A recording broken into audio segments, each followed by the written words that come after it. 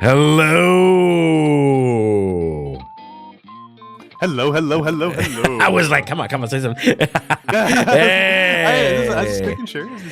He's rusty. He's rusty. It's been a month and a half. A little bit, little bit more than usual. Hello, everybody. Welcome to MEN YAP with myself, Janken, Pomme, and there's your cue. Almontas. I am Almontas, for Professor Curtin VTuber.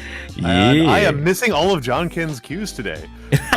So It's all good. It's all good. It's part of the charm. I feel pretty good, but I'm just like, Yeah. was that a pause or not? Like every single time. So yes. I am former sociology professor Almontas VT, and yes, we are here covering up chat with our big shoulders. Yes, as usual, nothing new if you've been here before. So last time that we were here, we were talking. We took people topics, if I remember correctly, right? Yeah, we right? did I'm trying to remember the order on this because I know we did we did 2 in December, and one we did Q&A, and one we did Miss Janken's birthday.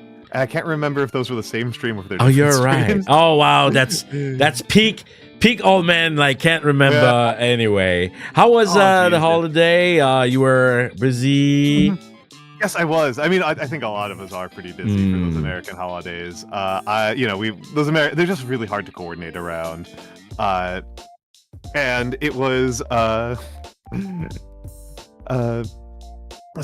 you're being very kind, Miss Janken. Being very kind, Miss Janken. I was I was quite busy, and then wound up being quite busy for a little bit of January. We were planning third week of January, and then that wound up being kind of a mess. Yeah, we wanted to do it a bit earlier, right? But it was. Well, we had to push it back, and now we're here. First day of February. You got busy, and maybe we can like jump in like right up on that topic. You were busy the last week. What was going on? What were you doing? I was at MagFest. I was at MagFest and Super MagFest in the DC area, and I also have a bunch of friends in DC. So it was this absolute whirlwind for me because 2 different people had birthdays in my like immediate social circle who both live in DC. So I went to multiple birthday parties and to MagFest and visited a couple of other friends. I was very, very busy. I was very, very busy while I was at MagFest. I heard a lot of people talking about MagFest, but I'll be honest, I have never heard of MagFest before this year. The only reason I know is because of VTuber I follow, and you have mentioned it. So what is MagFest? Oh, MagFest is it's the music and gaming festival and it's held this year. It was held in National Harbor, which is outside of DC, right outside of DC in Maryland. So right outside the capital, on the waterfront, at a really big hotel. It's a pretty generic game con. I would say that'd be kind of how I describe it. There was a arcade that was, to be very American here, 2 or 3 football fields in size. Would be about my estimation for the size of that arcade. I spent most of my time at the board gaming area, which was dominated by people playing Mahjong. There's something about the Zoomers have something about Mahjong. The Zoomers and Mahjong is they're really into it. And there's a lot of very good cosplay. There was my ticket number was like, I got there early, and my ticket number was 23,000 something. Officially, I think they sold 25,000 tickets and were over attendance. I see. It was very big.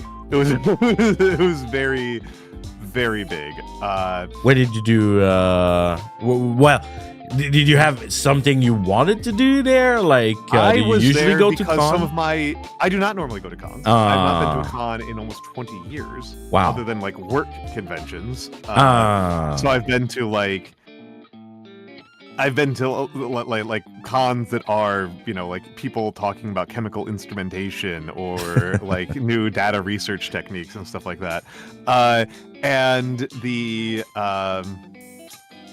Miss Janken, I legitimately can't even tell you I can't even tell you an acre. I can't estimate an area of an acre. I can't estimate the area of an acre, let alone a hectare. Areas larger than like a square meter are like a real. Areas are square meter is really small. The square meter is pretty small. Yes. Once we're above like maybe 10 square meters, I'm like, ooh. I'm like, I don't have a sense of area.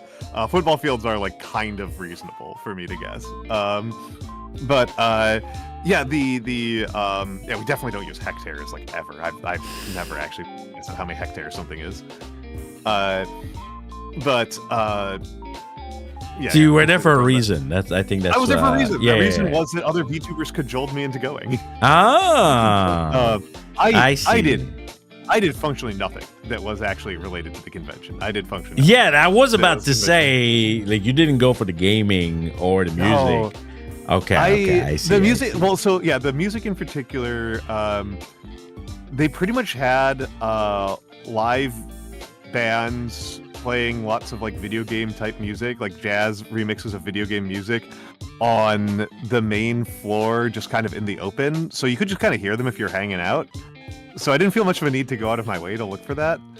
And like I said, I went to the arcade for about 10 minutes. That's Ukero, that's how you be smart. Is if there's live music, you can probably listen to it from a vantage point where you don't have to pay for it. That's the trick.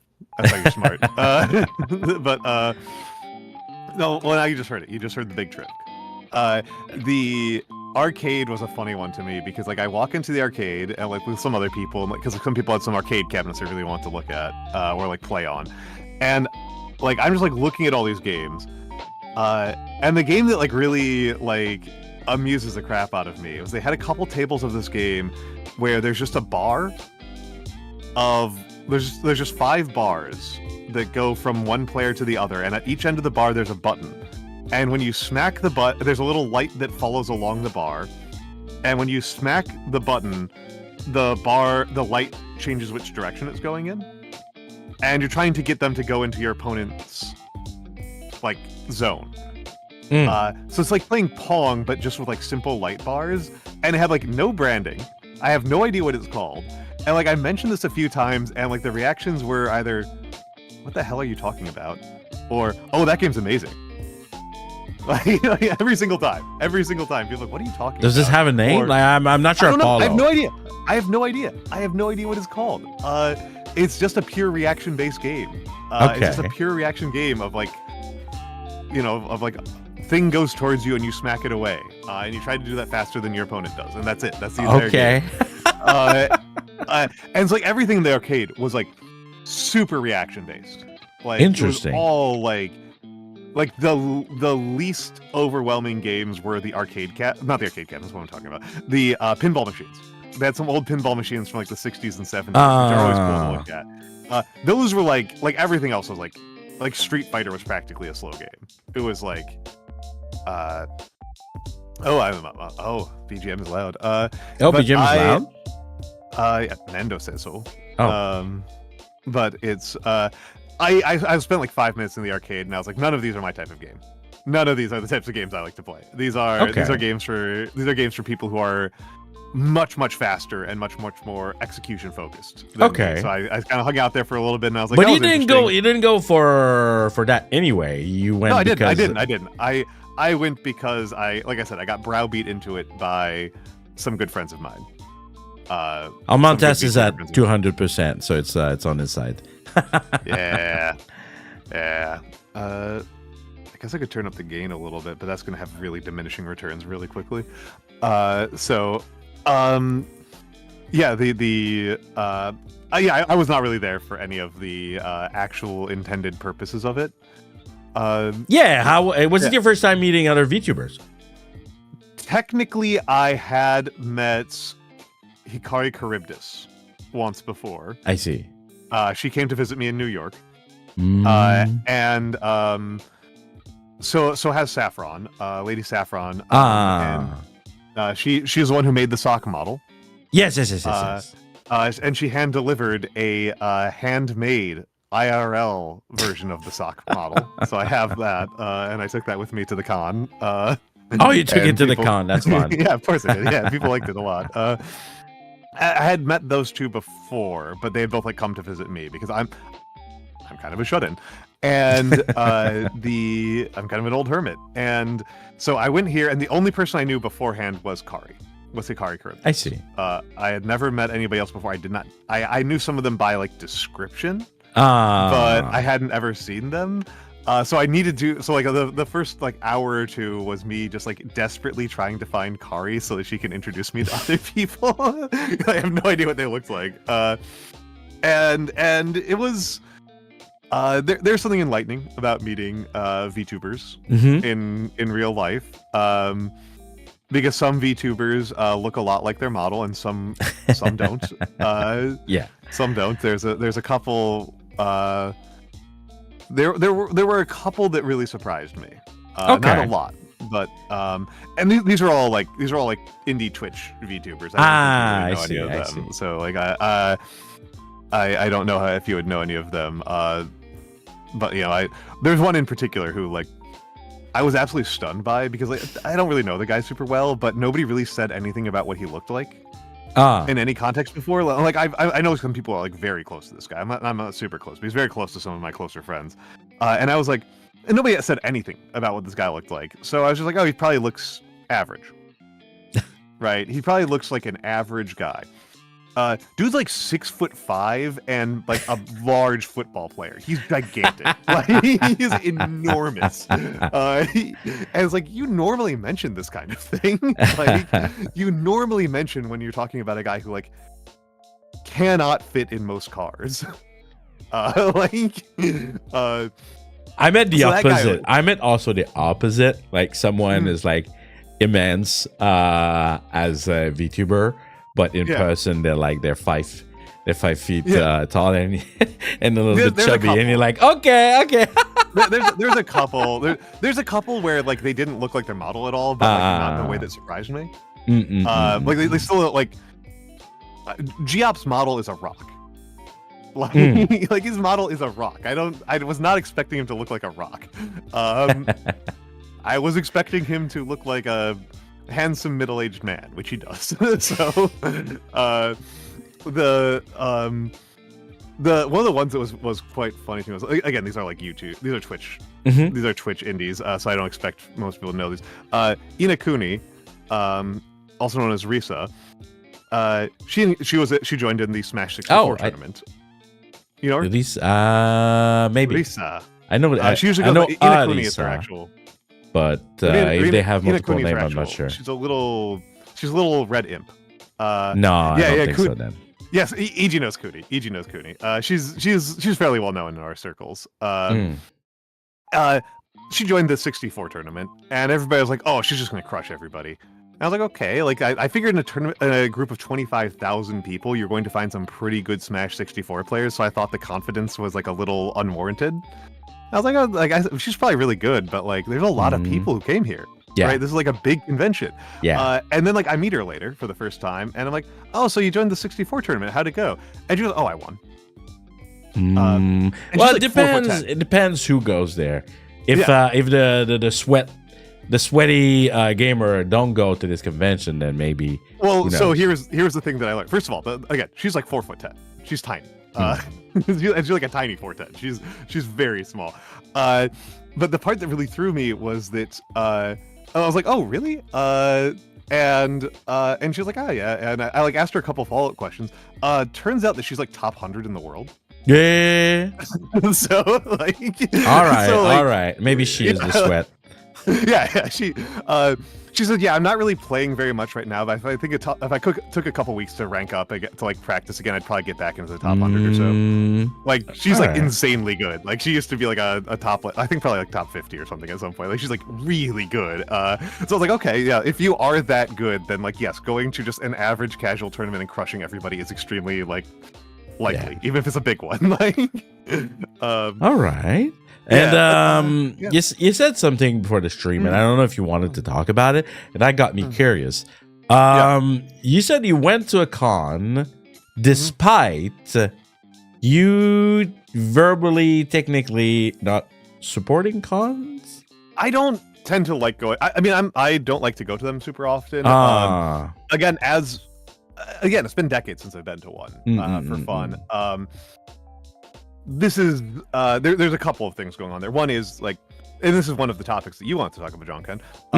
I have to mask, right?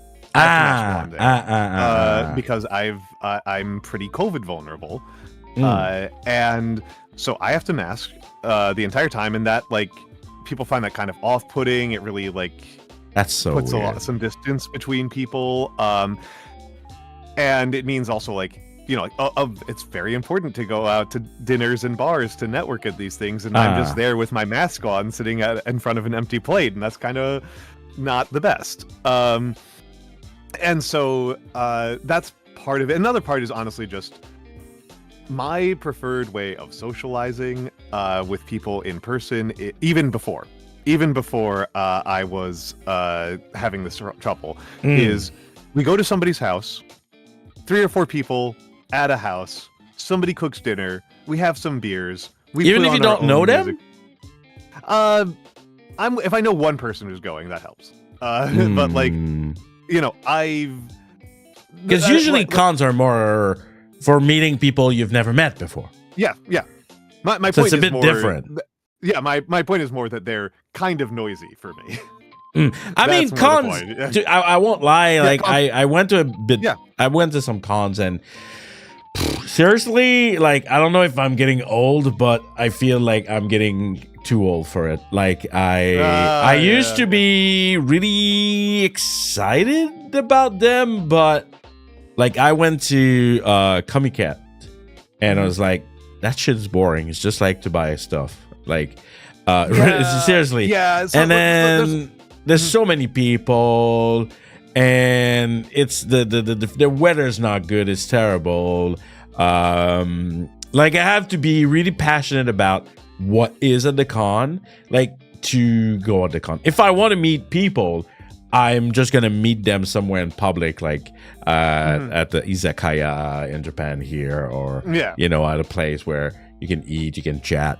Than a con. I feel like con, I've out-aged a little bit. It depends. Like, you know, like I'm gonna go to the Holo Expo this year, and it's because I'm a huge nerd, and like I'm gonna be excited like to go for the topic.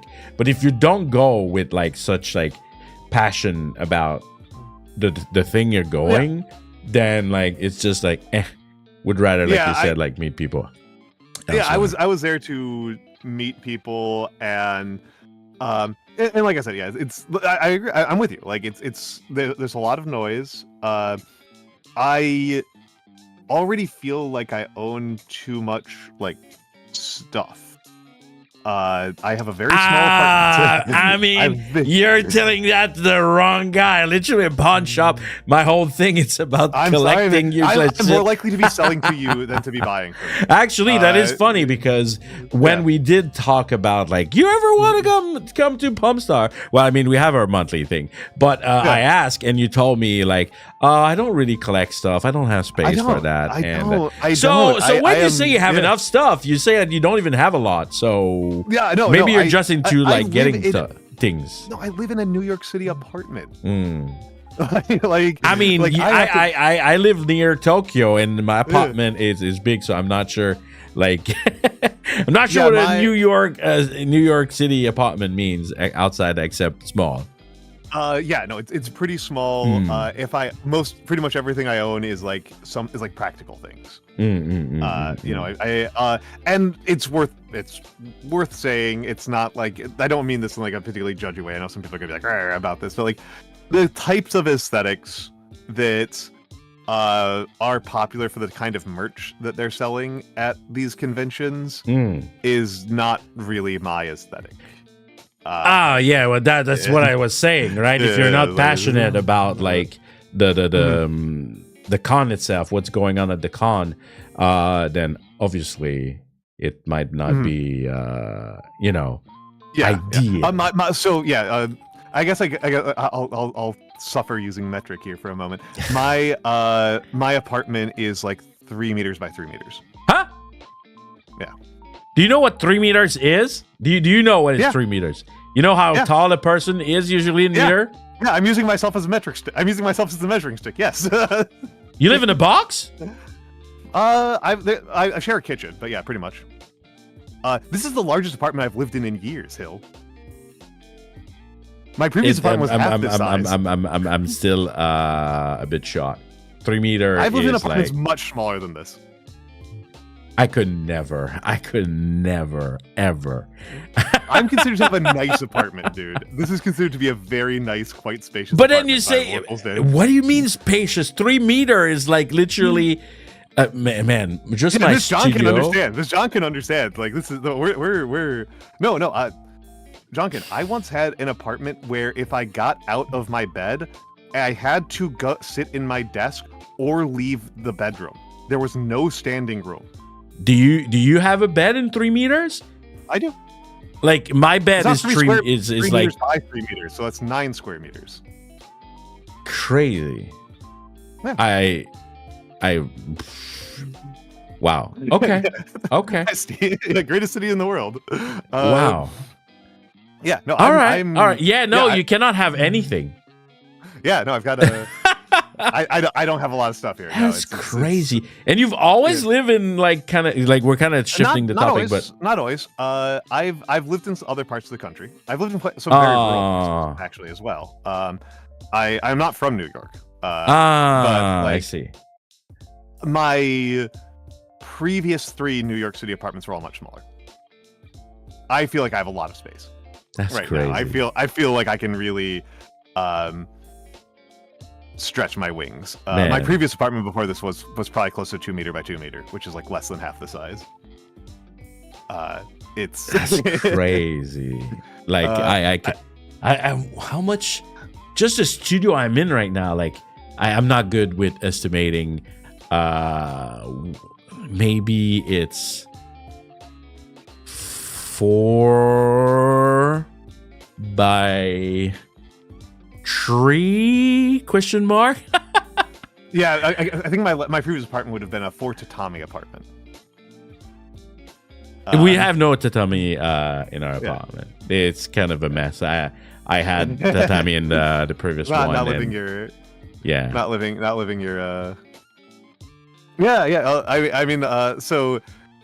This is also raising two lines of conversation. 2 lines of conversation that we talked about before this. We're being extremely dense and efficient in our conversation right now. Yes. We're being really dense on this one. So we had 2 topics that are both relevant. They're relevant forks. We've got a fork in the road. We can talk more about masking, or we can talk about moving to Japan. Let's talk about masking first. Since the first that came in, I don't know if it's going to be long or not. As Ms. Janken was saying in chat, it's a conversation I had with her, and that I'm also thinking a lot. I'm gonna restart, and she has been for a while. I'm gonna restart wearing mask here in Japan, because during the pandemic, I was never sick ever, and I've been really sick in September, and last 2 days, thankfully, it's gone. I don't know what happened, but the last 2 days I had massive throat pain. I'm fine now. But then we were talking how we are kind of lucky because here wearing a mask, it's business as usual. Like on the train, everyone's wearing a mask. I am the outlier not wearing a mask. At work, my coworkers, some of them, they wear a mask, and no one cares. No one is gonna be like having the kind of a topic you were saying, like conversation, just like, oh, like they're being how did you say, they're being cold by wearing a mask. They don't want to show their face, but it's just like, I don't get it. Like I'm gonna be honest. Even before moving here to Japan, I don't get it. It's not like this mask is like to protect me and others about disease.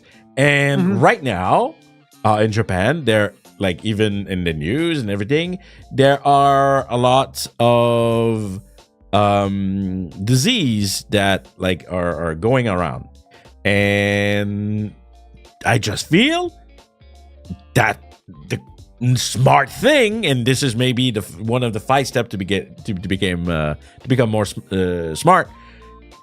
It's just you wear a mask, and like you were saying, you are going in public with a lot of people, and we all know everyone that goes to freaking cons, they come back and they're like, I got sick all the time. So just wear a mask, but no, explain. So I will say this was something that was actually kind of a nice thing about going to a absolute total nerd convention. Was about 20% of the people there were masked up.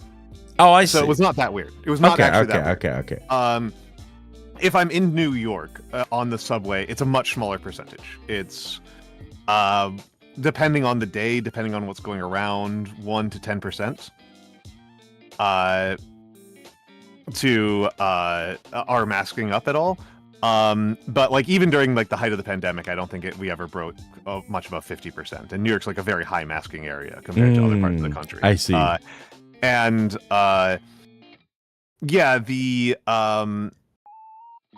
So at this convention in particular, it wasn't that unusual. People were pretty friendly with me. I see. I would say the other VTubers did tend to like me, so I feel like I made good impressions on people. Well, VTubers are usually not using their face to making content, so that would be a little bit off. Yeah. I mean, I can give you recommendations about masks, but I was wearing the BNX black head straps while I was at this con. I normally wear secure click when I'm out and about in New York because I wear a mask when I run, guys. Like you guys have to understand. I wear a secure click P100 when I run. I run 10Ks in that thing. Yeah, that's my thing. That's one of the reason why since the pandemic kind of slowed down, if I can say it like that. People would argue with me. I'm on the camp of this not over. It feels very alive to me. Exactly. People are still getting sick, so it means that it's not completely. Anyway, what I mean is why I kind of stop is that breathing. To me, breathing with the mask is just like it's just not as like I don't want to say enjoyable. I don't breathe as good. So and I kind of like, especially if I get stuffy, I don't have like the best of breathing. Okay, this is stuff I know technical stuff about. This is cool for me. So there's a couple of options here, right? So if we're worried about like sickness, you really need to make sure there's an N95 or better mask. So like a KN95 that you've probably seen, a 3M Aura is one that people love a lot. And so those are those kind of disposable masks that cover a lot of the face, that have that kind of like thick material. You've definitely seen them around. But then good luck breathing in those. Well, so this is where your limitations are, right? This is where we have to talk about that, right? Is that so there's 2 things that they can do to restrict your breathing. One is by the filtration of the air, by impeding the flow of oxygen. And they shouldn't be doing that meaningfully. They should be doing that very minimally. If they're doing that significantly, that means the particles have gotten clogged, the filter's been clogged up with matter, and you should throw out that mask. I have never used a mask with a filter. No, I mean they have a filter. That's how they work. They have a filter. If you've worn an N95, it has a filter. That's what it's doing. I'm pretty sure I had 95 without a filter. Yeah. No. That like the thing that makes it an N95 is the filter. That is it. That is what it is. Maybe like in Japan it's different. No. I think you're misunderstanding like at a vocabulary level. Like physically, the thing that is covering your face, that is a filter. Oh, you mean the mask itself? Yeah, the mask itself is made of because filter. Some of them like have an actual filter. I saw it like that you can kind of change. I see. Yeah, from the inside of the mask. Okay. Yeah, but like there's no other word to describe like it is a filter in the sense, like the chemistry and physics sense of, or even the industrial sense of like things go through it and it stops some things from going through and other things some things go through and some things don't. Right? That's the idea. Right. The dust doesn't come through, but the oxygen does. If there's enough dust caught in the mask that you are having trouble pulling oxygen in, the mask is dead. You got to get rid of it. Okay. The other way would be by restricting how fast the carbon dioxide gets out. So that's much more common with an N95. Again, if an N95 you're not getting enough oxygen pulled in, it's just totally dead. You just need to get rid of it. If you're not getting enough carbon dioxide out, that's just a feature of the mask, unfortunately. And there's kind of one way to deal with that is to breathe out harder. That's one option, but I don't know how good of an option that is. Yeah. Again, I wear like I can show you the kind of mask that I tend to wear when I'm going running. Yeah, the one that I had were from Miss Janken. Like she had like a couple, and I tried them, and I was just like, I can't breathe in that. So, but they were like non. How can I say non-washable? Like kind of one. They should be non-washable. I see. They should be non-washable. If you wash them, it breaks the stuff that's the filter. It breaks because they're relying on electrostatic properties of the material to like catch the dust, to catch the dust and not catch the oxygen. But so I'm wearing something pretty big. I'm really surprised. Like without going like in the specific of like the mask and everything. Yeah.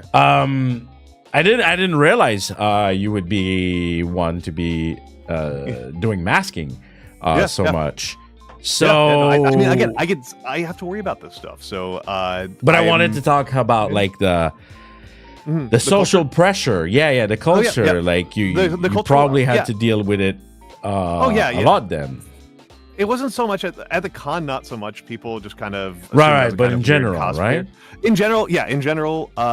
And actually, one of the funniest moments to me with this whole thing, this is just like a kind of funny story, was I get back from the con, and I go into my Discord server, and I'm doing a Discord hangout with my folks, and one of them asked, "Well, now that you went to a convention and you didn't get sick, are you going to stop masking so much?" And I said, "Huh? Well, I was masked up." What kind of logic is that? Yeah, I was masked up and I didn't get sick, and 5 of the people I was hanging out with got COVID, so. Oof. I feel pretty vindicated. I feel like this is the opposite. I feel like I learned the exact opposite lesson. I learned the lesson that I got rewarded for masking. Exactly. I have been encouraged. What kind of logic is that? Oh, you didn't get sick with a mask. Are you going to remove the mask? What? No, that's Yeah. I didn't get sick because I had the mask. What? I swear. I mean, some people. This person is quite politically conservative, and so there's not the logic is, can I say that you shouldn't mask? I know no connection between the input and that. It's politics not my favorite topic, but let's just say something. How the frick is health like political, bro? It's just like it's a mask. It's pretty brutal. It's pretty brutal. This is one that I am usually very happy to talk a lot of political issues, but this is one where I'm just like, I don't have like a good answer. It's a mask. Like it's like there was like I remember how when I was a little bit younger, but not that long ago, there were protests, student protests in Quebec. And people were like going insane about people wearing masks because of the protest, and even like people putting scarf on their mouth, and they were using like the worst reason to talk against that. And then like when it was about health issue, people use again. It's just like, can we like, what is it with non-Asia kind of mentality of covering face equal evil? I don't have a good answer on that one, to be honest. I have some thoughts that I don't think are reasonable. I will say that like when I've talked to people who are more conservative in America, they tend to just fully believe that you cannot get sick from airborne diseases. Well, they're just Like they just reject this as a premise. And if they don't reject it fully as a premise, they reject the premise that you can do anything about it. Okay, well, yeah. What if and we go? I see the slippery slope. Oh, but be careful. We're gonna get down there. Yeah, and so then it becomes a purely sartorial choice. Yeah, well, at this point, like nothing like makes you sick. Like what kind of like whatever. Maybe that's just it. Maybe how about this? How about this? How about this? Is it just that like lack of education? I don't think so, because some of these people are very well educated. So I don't think so. If they were, it's literally like for example, someone would come to me, right? And they would show me approved and reviewed scientific fact. I would be like, okay, whatever opinion I had. And apparently people like that are much more experienced and expert in the field, like they just like did all of the thing, and it's peer reviewed, and that's what it says. Like maybe some people one day would have a counter opinion, and they would find like factual. It's just I don't get it. It's just like when you bring the facts, and then we have to like fight people that don't want to listen to fact. I'm lucky though, because in Japan I will never have to think about that. But yeah, I just like, man, I don't get it. Yeah. Oh man, that topic. People. I'm gonna leave the hot take I was having in the text. Yeah. Out loud. But in any event, it's much more contentious around here. I occasionally get yelled at for masking in public, which whatever, and so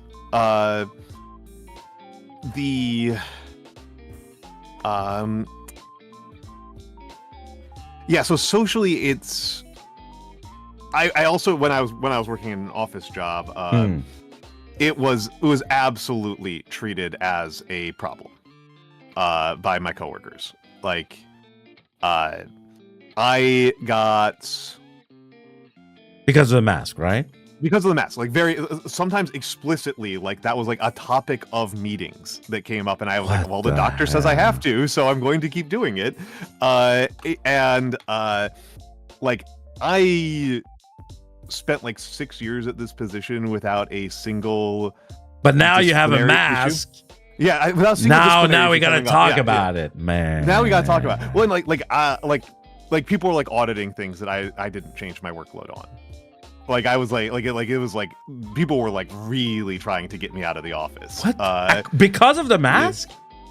That was what changed. That was what changed. And again, I'm not working there anymore. You know, I'm VTubing instead, which is a much better job from my perspective. Much worse paying, but much less depressing. And people are crazy about this. Oh like, yeah, no. It's I don't have a lot of respect for my former coworkers. Damn. I did not tell them goodbye when I left. I just seriously maybe we can also segue into Japan after that.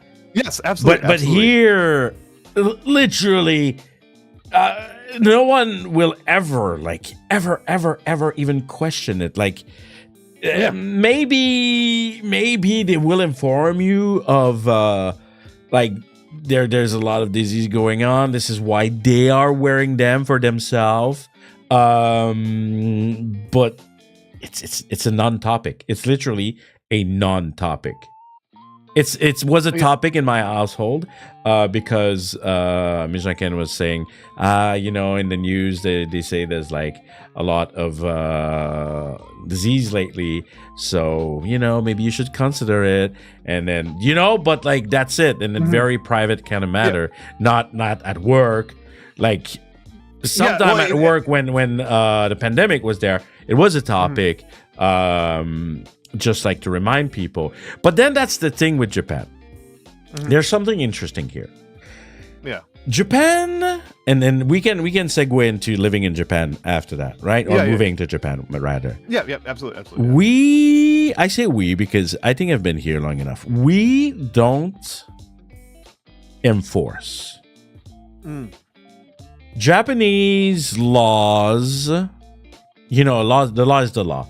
But if, let's say, the government would say something on a topic and it's not like a matter of law, it would kind of be like a recommendation of like the citizen that they should follow.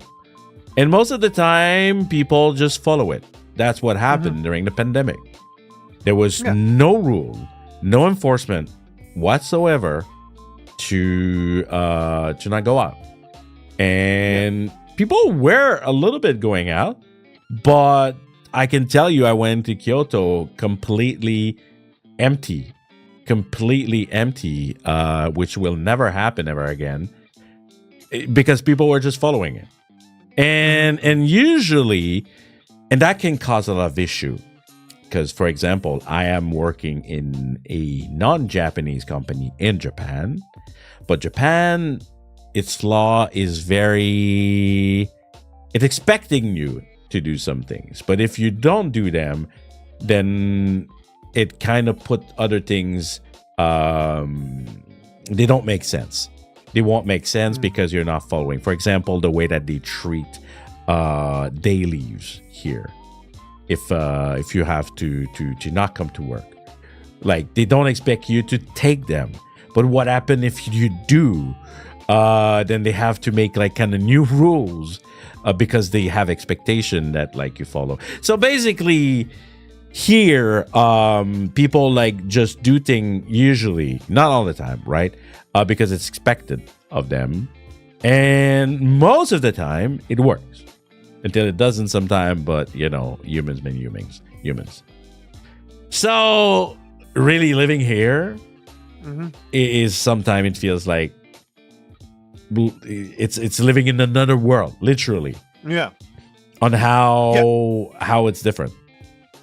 Yeah, it's.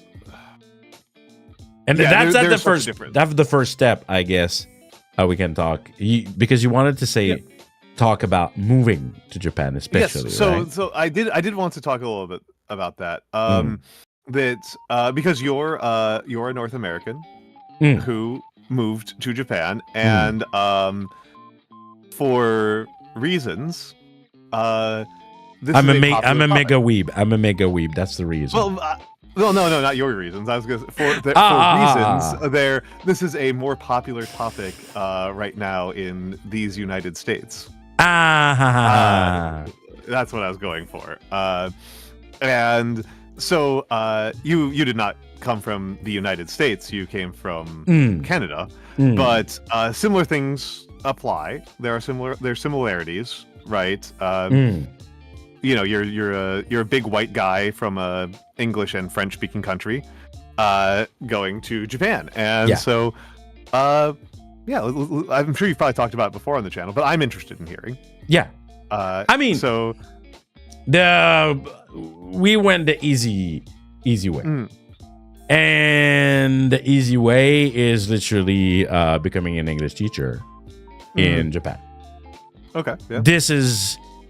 Basically, you go online, you check for companies that want to hire you and will help you get a visa and all of the paperwork to make it happen, right?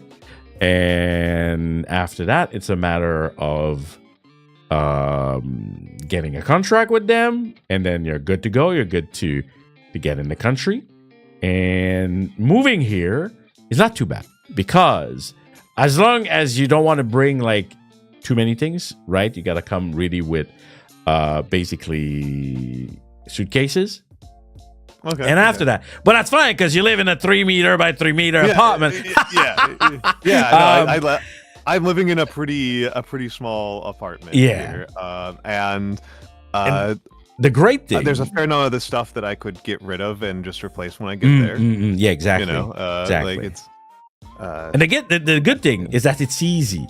Trust me, like finding an apartment, compare at least to when I was in Quebec, is dead easy, because here the way they do it is they have how would you, is it like an agency? It's like a middleman. Yeah, it's like a middleman where they have all the apartment in their area that they are consulting with. And if you're super lucky, your company will even help you find an apartment. But if you don't, you just like go to one of those third-party company that will do everything for you. They will show you everything they have. Like, you can go in person, even with minimal Japanese in English. It should be feasible, but everything has to be in person. You could check online, but I highly recommend like to go in person, because they will really do everything with you. They will like call the landlord, because sometimes, sadly, there's some apartment that they only rent to people that they want to, if you get my drift, right? Being a older white man probably is an advantage for you, but sadly, some places here are still a little bit not friendly to foreigners. But when you work with the third party, they will like call them, make sure everything is okay. And the greatest thing is that, and that happened to me often, so the agent, they will go, "Oh, are you free now?" And usually you are, because you come in the country, you haven't started working or anything. It's just like, yeah. And basically they would go, "Oh, we have a car. Let's get in the car and let's do a tour of all the apartments you want to check." And it would just like drive you around the city, and then you're gonna go see the apartment. You ask question, and you see what it looks like, and like you round them up, and then if you're ready, you can start the procedure like with them, literally. Oh, yeah. For us, it's been like super easy. When it hasn't been super easy is finding something that is pet friendly. Oh, interesting. Yes. Okay. There's not a lot of option there. But if you don't have a pet, seriously, it's super dead easy. I have a croton, which is a plant that I'm looking at right now, and it appears to have been very badly damaged by a recent cold snap, and I don't think it's gonna make it. If I'm honest. No! So, no! That is my pet ownership.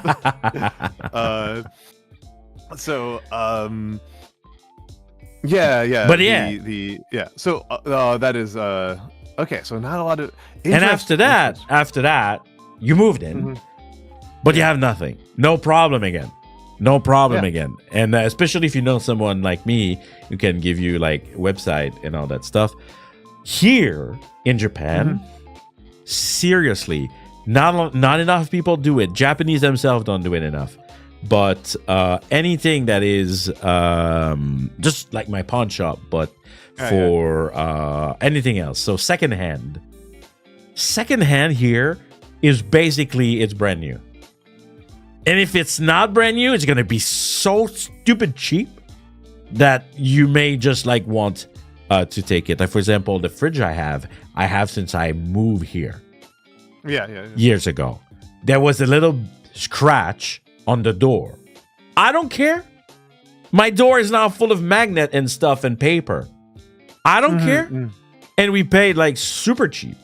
And you can get everything secondhand super easily. Otherwise, it's the good old we have a company that is a little bit like IKEA that is called Nettori, where you can find like cheap furniture and all that stuff. But seriously, you would think to go move in another country, it would be harder.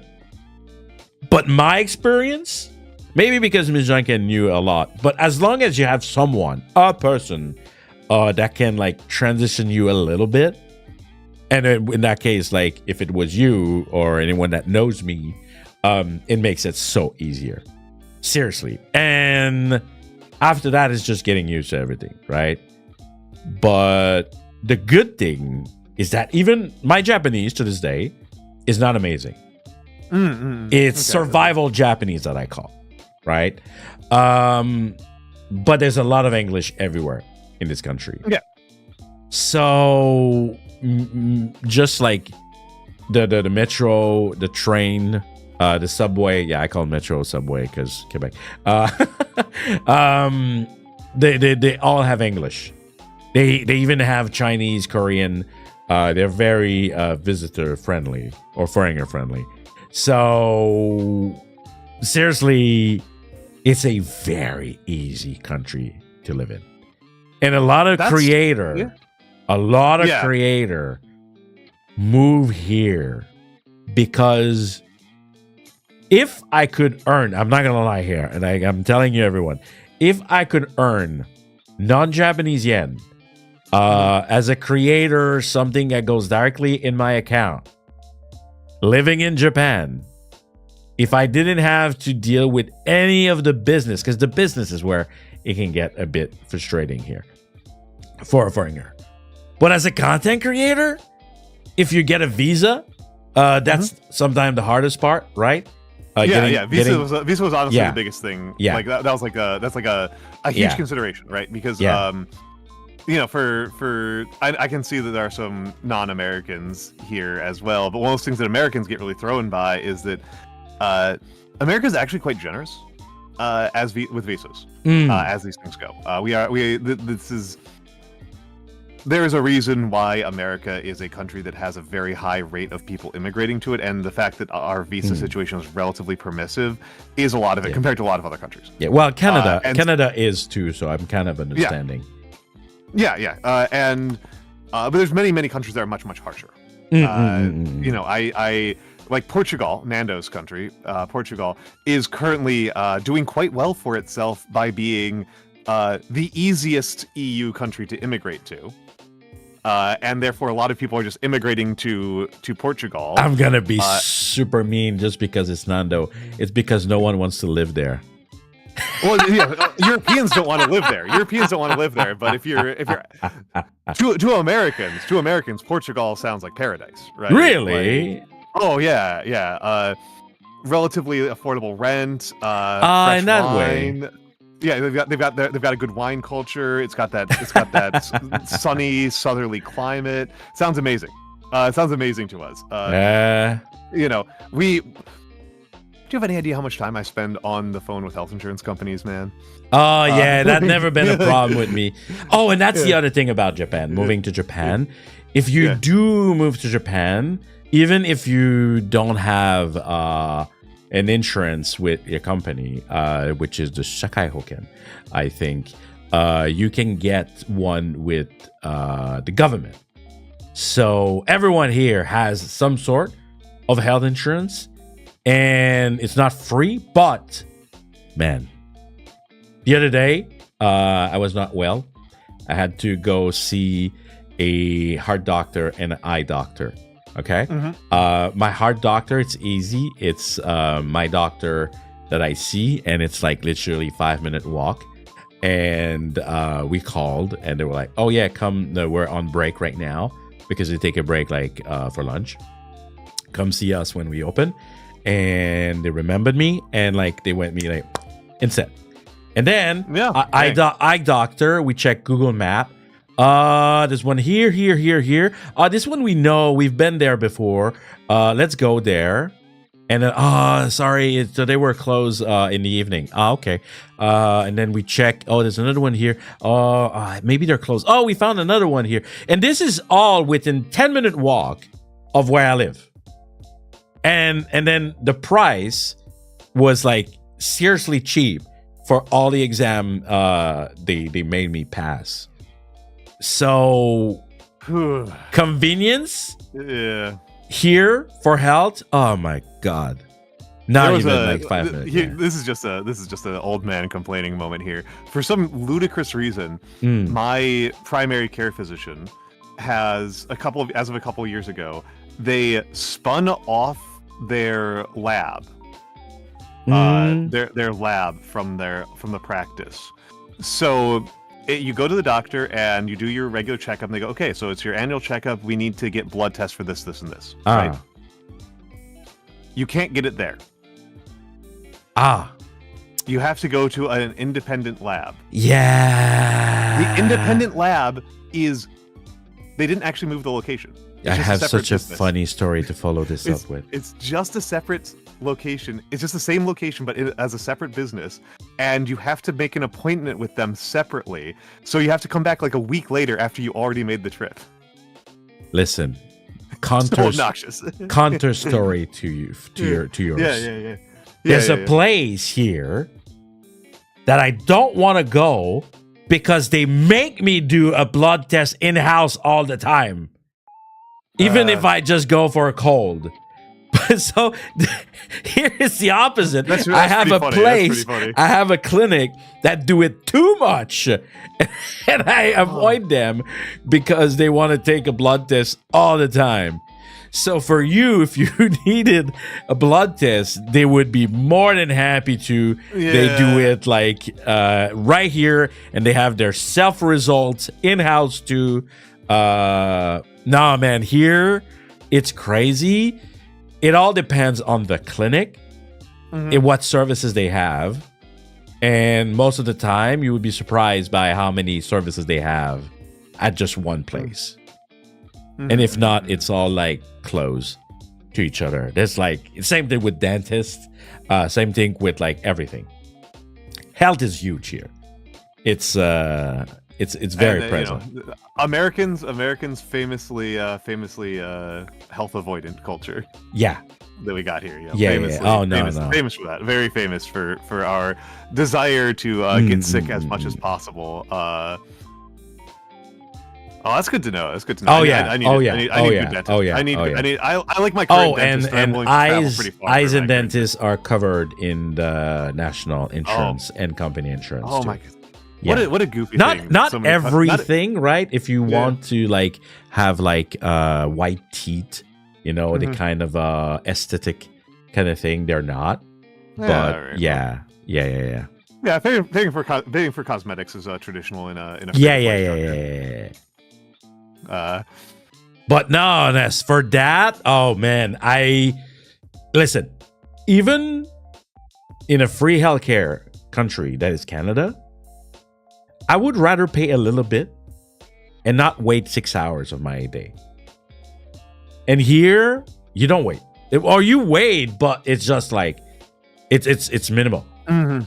It's minimal, and you can they have so many services. Some places you can register online to go in the queue, and then they send you your number that you can like check on your phone, and you know at what number they are, so you can like come like when your number is closer. Or there are places that are easy to do some reservation. You can reserve your spot.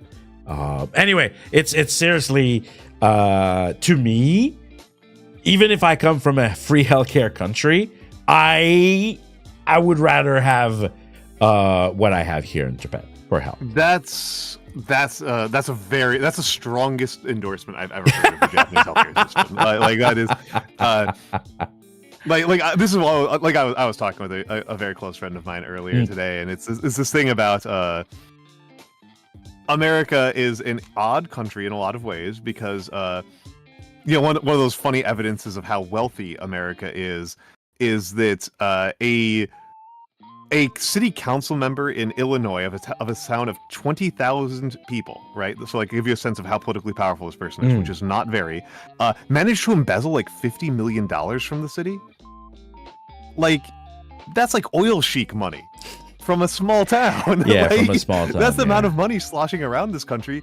But then, we're paying thousands of dollars to live inside closets and paying tens and hundreds of thousands of dollars for basic medical care.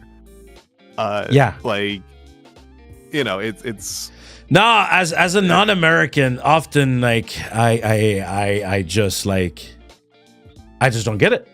I just don't. I don't understand. I don't understand truly unusual. We are the USA. Unique.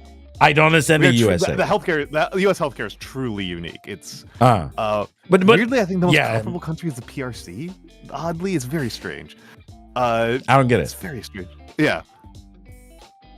Anyway, I live here and I don't get it. I've worked in health insurance and I don't get it. So don't expect easy answers here.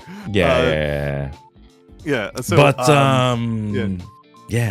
outside of that, living in Japan, one thing that is dangerous, and I'm not kidding, is restaurants are super dumb cheap. Super stupid cheap. You will have a full meal if you go to let's say a family restaurant for like 800 Japanese yen, like let's say $8. Wow. Yeah. Wow. Even in Canada, before leaving, getting anything under $10 and being of substantial value was hard, and that's like many years ago.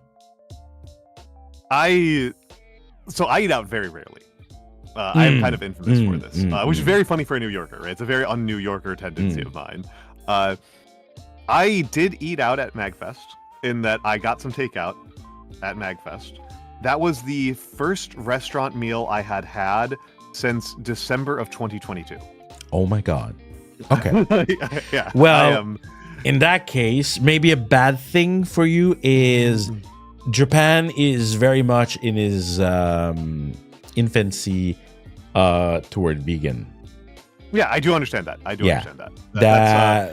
There is more option. Like I saw the increase while living here.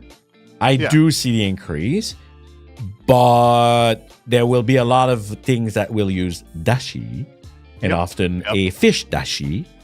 So meaning technically, there's a lot of stuff that you would not even think, like a soup that is actually not vegan because of the fish dashi, right? Yeah, that's definitely a pain in the neck from my perspective. I haven't checked this in years because it was like early pandemic was like the last time I was because I don't travel very much anymore, right? Because I get sick easily, so I don't like to travel very much. So I wasn't really researching this for a long time, but when I was researching it, Japan was actually rated as a relatively good country for vegan travelers. It's actually odd. That's what I'm going for. Like the countries that are good for vegans are actually pretty odd. It's if vegan are usually smarter when cooking. Yeah. Right? Well, because they know the tricks and all that stuff. And the thing is that here, as long as you don't eat out, which apparently you don't. If you don't eat out, there are a lot of options, right? Because that's the thing in Japan is depending on where you live and depending on the season, like there are a lot of product choices, right? Yeah. Thing is recently though we're been having issue with the vegetable freedom. Well, fruits are always expensive, but vegetable price increase is going through the roof, which is crazy. Because of condition and because if you didn't know, Japan is like 70% mountains. Yeah, so there's 78%, one of the least arable nations on the planet. Yeah, it's crazy. Yeah. So that means that agriculture is not its highest thing. So they have to import a lot. Yeah, I mean, and you live next to the vegetable producing country for the entire planet, which is China. China yes. They produce disproportionately amount of vegetables. Yes, they import a lot. They import a lot from China. Yeah. Yes. Yeah. It's not just like China's a very big country. It's China. But the thing disproportionately produces. The thing is though is that you're never gonna get like the same quality with imported, but they are so much cheaper. The imported. I mean, products. Yeah, I was just going to finish up my thought about the thing about like vegan tourism that it winds up being because vegans are such a minority of minorities, they're such like a tiny minority of the world population. what winds up happening is that the places that are the best for vegans are places where you have a lot of really contrarian people. It tends to be the actual thing. If you have politically active contrarians. So the vegan capital of the world is Berlin. Really? Yes. By far, Berlin is the best country for the best city for vegans. Germany is the best country for a vegan to be a tourist in, because there's a lot of politically active left-wing Germans who are contrarians who know that they're a minority, and so they do this kind of stuff. And so Japan actually winds up being pretty decent. It's worth remembering the bar is extremely low. That's like the biggest part. The bar is really bad. It's like a lot of it is very, very few places have any vegan cuisine whatsoever. So if you have like a couple of vegan restaurants, that like already puts you pretty high up the list. That like already is like you're already like skyrocketing up pretty high. Because it's such like an odd minority. I can tell you, Nando, that generally considered the worst country on the planet. The two worst countries are generally considered to be Mongolia and Spain. Spain is considered horrifically bad for vegans. The Spanish love to put ham in everything. They love to put ham in everything. There's a historical reason for that. But otherwise, Japan. So Japan. So okay, that's pretty. Do you have a question or chat have a question? Because I think in general, it's been relatively easy. A lot of people often go like, "Wow, you live in Japan." But when I think about it all, once I landed that job, and because I had some support from someone who knew what they were doing. Ah, yes, the Buddhism is very vegetarian. Shojin Noroi is all vegan. Shojin Noroi is natively vegan. Yeah. So. But but otherwise, it's it's been easy. But if you have any questions, just like ask me. So I mean, obviously, I think the question that most people are like the one that like people tend to be really anxious about is like. Because Japan has this reputation for being a very xenophobic country. No, we don't. Seriously, living here, people don't like the worst. The worst I get is people looking at me on the train. That's like the worst I've had. Like, and again, we are two white male. Yeah. We're white. We're hairy white guys. Yeah, it's gonna change things. Yeah, it's gonna change things. Yes, that changed things.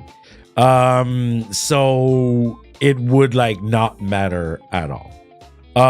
There are stories that I heard of people black people getting unwarranted police attention. Yep, not bad per se, but more like oh, what are you doing here? Do you have your passport? I was never asked for my passport or my resident card in years. Ever. Interesting. I've traveled in some countries where I carried my passport in my pocket and did get called upon to use it pretty frequently, and I had to get that passport replaced as soon as I got back to the United States because it got completely trashed by me carrying it constantly. Yeah. The worst you would get is really being looked at in the train. And one of the things I personally like, but some people they take offense into it, is the guidance space in the train. No one want to sit next to you. But hey, I'm not complaining. I'm a big guy. Sure, don't sit next to me.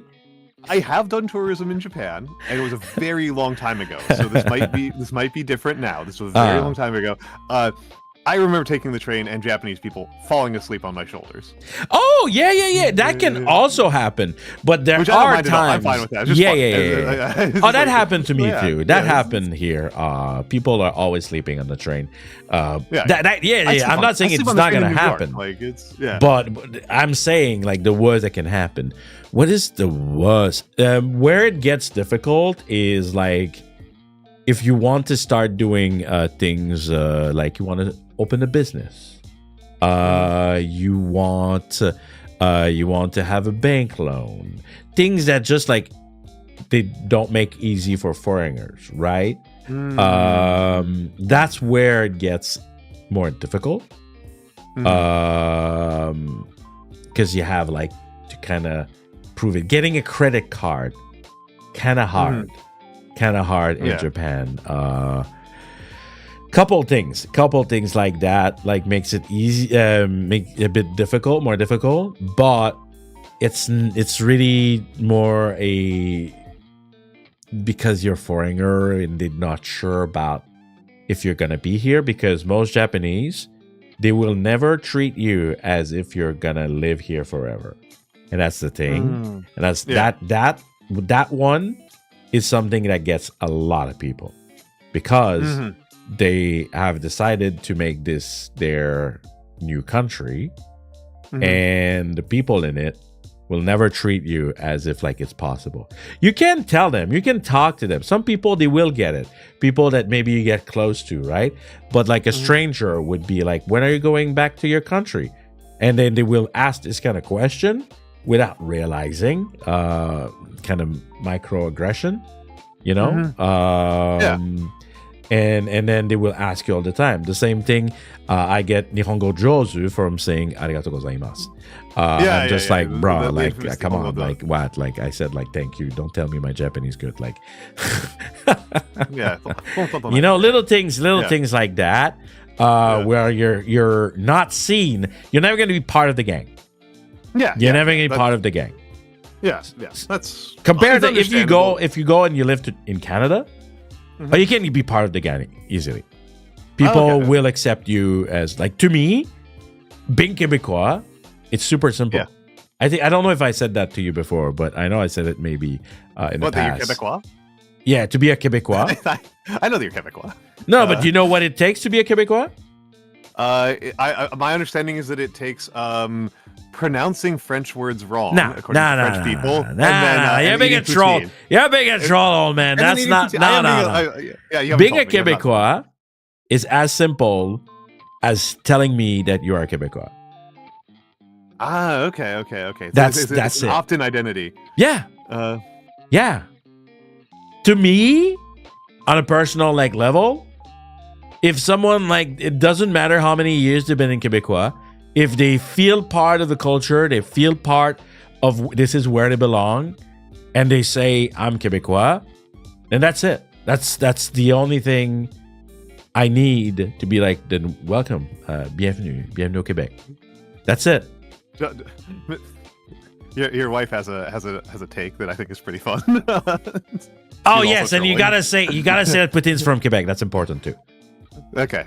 Yeah, but usually, if you are at the part where you think you are Québécois, you will also think that, because it means you will have poutine here, and you will know that elsewhere it's just like fake replica.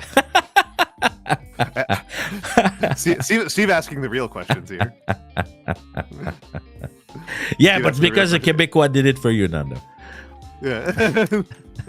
Steve asking the real questions here. Are there poutine joints in Japan? No. Okay. They were used to, but it was made by some fake ass Canadian, and they were using like mozzarella. It looked like so bad. So what you're saying is that there's what an economist would call a business opportunity for you. Yes, and if you thought that I never thought about it, you are wrong, sir. I thought about it many times. The biggest problem would probably be the cheese. But we have talked about it. I'm not even kidding. We know there is an opportunity for that. But yes. Okay. So I mean, if the problem is the cheese, so actually, I guess this is for poutine. How fresh does the cheese have to be? Very fresh, like literally 24 hours. Oh, that's brutal. That's brutal. Oh yeah. Okay, that's brutal. Yeah, because it's visible. It's gonna be good, right? It's gonna be good, even if it's older than that, right? But it's gonna be. It's not gonna be the same. It's not gonna be like wow. Obviously, I don't eat cheese. Because if you use cheeses that are more like aged, right? If you're using cheeses that like there's one cheese, there's one accepted cheese in a poutine, and it's a cheese curd, and that's it. If you do elsewhere, if you do anything else, it's not going to be a poutine. It's going to be cheese on French fries. Okay. All right. Understood. So that's I mean, cheddar curds hold up. I don't know what specific type of curds they are. I know cheddar curds hold up for weeks. But I'm not saying that they're not. I'm not saying that they're not. Yeah. But it's because it needs to be specific. Yeah. It has to have this texture in the poutine that makes it like excellent. To make it like I said, it's gonna be good. Like for example, my friend, what they did, my Quebec friend, when they brought me cheese, the one that I had with Nando on stream, is they brought the cheese sealed in with like vacuum seal. Yeah, vacuum seal. Yeah. And basically they were still good, not as fresh because it's been some time. After they landed. And then we had a first batch just straight up, which was amazing. And the rest we freeze. It's not ideal. Is it still yummy? It's yummy. But it's not peak excellence. So there's obviously like a couple of things to be said here. Like, we're just talking business here. I just like kind of like I kind of like doing business chats. I kind of like doing business. Yeah. Let's go. As a person, I'm turning like I now own 2 businesses, right? So I'm turning like the weird guy about this stuff. I'm finding it really fun. I own a business too, technically. Well, not technically. I'm counting being a VTuber as technically owning. Yes. So one element of this, of course, is that. Like if you're okay with things being a couple of days old, even via vacuum seal, you can just like once you get up a consistent trade with a vendor from, for example, Canada, that makes that pretty simple, right? The other factor though to consider is Japanese people don't have the same tastes, right? I really remember being in Japan, and one of the guys I was traveling with was Pakistani. I was traveling with a Pakistani American, and we went to an Indian restaurant. And Japanese Indian. Yeah, I know where it's going. No, this was owned by Pakistani people. Oh, I see. He had a conversation with the owner in Urdu. And the owner was like really grateful for us because he was just like, these people, they cannot handle spicy food at all. I thought I had removed everything, and they were still complaining. Like, slowly starting. Yeah, I see more and more spicy. They had, not sponsored. They had a jalapeno burger at McDonald's with actual jalapeno in it that are actually spicy, like actual jalapeno. Okay. And I was like, in my Japan. And I am like I said, slowly starting. Yeah. I am from a spicy family. I am from a spicy family. I grew up with habaneros being a pretty casual condiment. Yeah. No, that's a bit too much for Japan. I think jalapenos are pretty mild. Yeah. But I'm saying, baby steps. Baby steps. Yeah. But yeah, what I'm kind of going here for also Breeze kind of like anticipates like one of the things I'm kind of getting at here is that and this is true for like every time you import a cuisine to another country, right? Is that authentic is not the same as optimal for the country that you're going to. So the most authentic Quebecois poutine may not be the best product to sell. But I am not willing to do. We take it that seriously. Like, I'm not even kidding. Like, it's not only me. All right. I know I may sound like a weird guy. You got me excited. To talk about like wasabi poutine or like poutine with bonito. Like... I mean, whoa, hold on. Yeah. Something that is important to understand about poutine. All right. I was not expecting the poutine talk. There's 3 main elements, right? The fries, the gravy, and the cheese. Right. After that, you can get creative. Okay. Have you ever seen poutine? I've had it in America, so I don't know if I'm having like fully offensive poutine. No. But what I'm saying, have you seen poutine that has more than these 3 elements? Yeah. It's like a smoked meat poutine. Yeah. So then this is when after that you can adapt. As long as I have the good cheese curd, the good gravy, and the good fries. After that, you can test. You can test like what the Japanese palate would like to have in their poutine, right? So it doesn't mean that like you cannot add those things that they like shiitake poutine. Let's go. Like there's so many things that like I think that could be nice to have on a poutine here that makes it Japanese. But it's just the 3 main element. They cannot be messed with. Okay. And actually, here's a question that you might want to investigate. I don't think either of us have the answer to this one off the top of our head. The ability to process dairy well is not uniform across populations, would be the academic way to put it. Most people are lactose intolerant on the planet. And so is the good cheese curd, does it have enough of that lactose to trigger that reaction? Because many Japanese people might struggle with that. Oh, Japanese love cheese. Yeah, but many cheeses don't trigger that reaction because the cheese has been denatured out because of the cheese making process. I'm wondering, but some cheeses, very fresh cheeses, can still trigger it. That's what I'm asking. Is this cheese that you like so much, that you want, that you love, will it trigger that reaction? I don't know. Yeah, I don't think either of us. I'm not that much of a cheese curd professional. I'm really raising it. If you do decide to go the poutine restaurant route, it is a research question for you to answer. This is a research question for you to check. I mean, well, first, I've never heard that Japan cheese have been. What did you say? Like they've been denatured. Denatured? I have never. Yeah, the lactose has been destroyed. It's a fancy word. It's a fancy word. It's what happens to. No, but I mean, I've never heard that cheese can be. Yeah, like hard cheddars don't have it. Won't trigger that reaction. Interesting. As a rule, yeah. Yeah.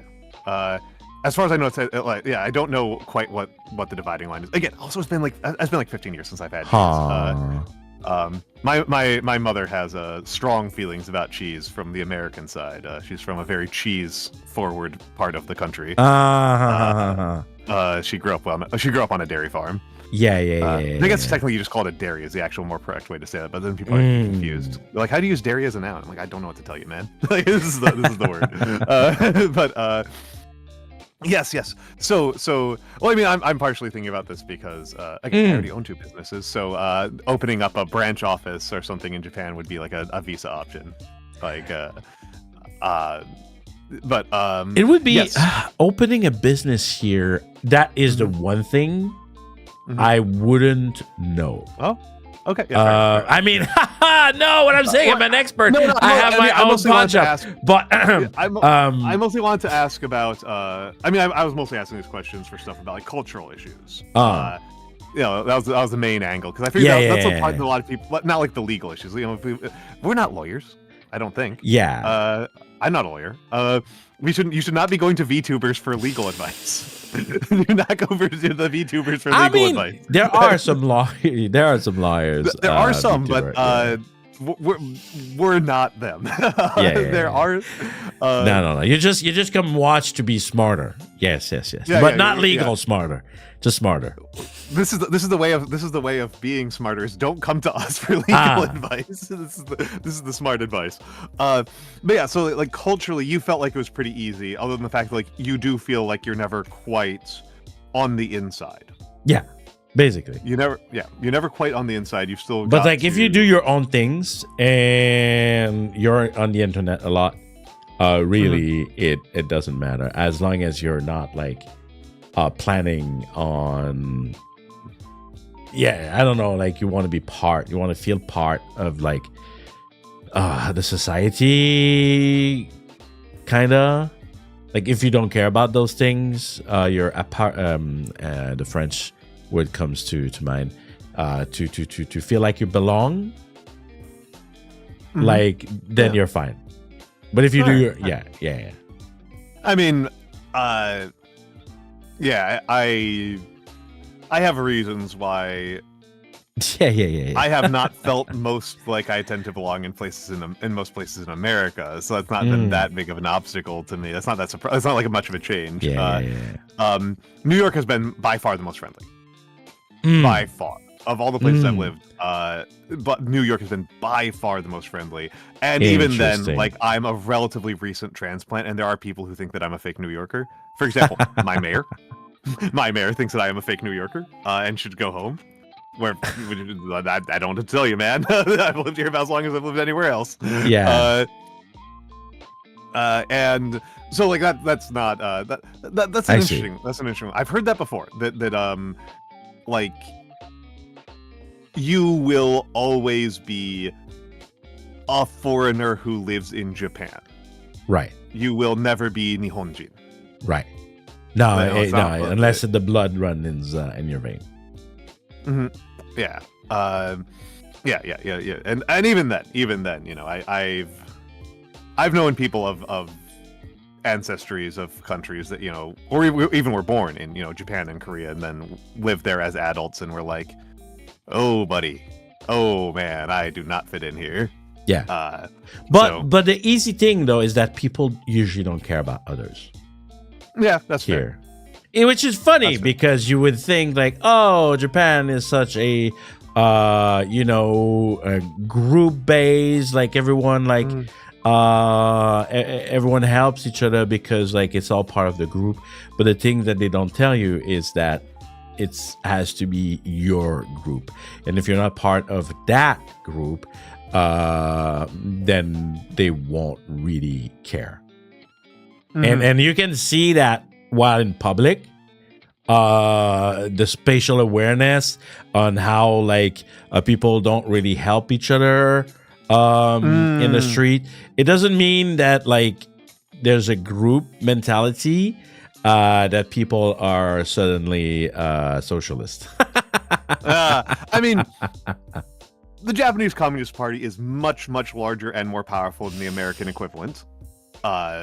Just the Japanese Communist Party holds seats in the parliament, and the American Communist Party. I was more talking like the mentality of socialism, right? Not political. Yeah, I'm just making the amusing observation that this is just a little bit of a bugbear of mine as a person who does somewhat pay attention to these kind of things. A lot of people think that Japan is a monolithically conservative country and that there aren't political disputes between Japanese people along left-right political lines, and that's very silly.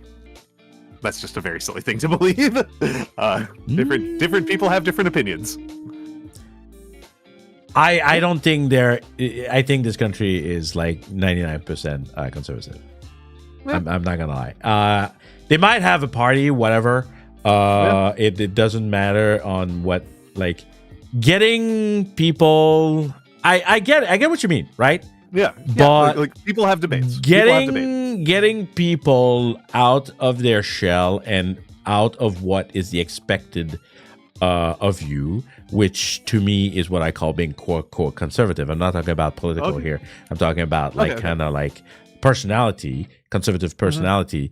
To me, I had to face off a lot more people than like I would have like in Quebec, for example.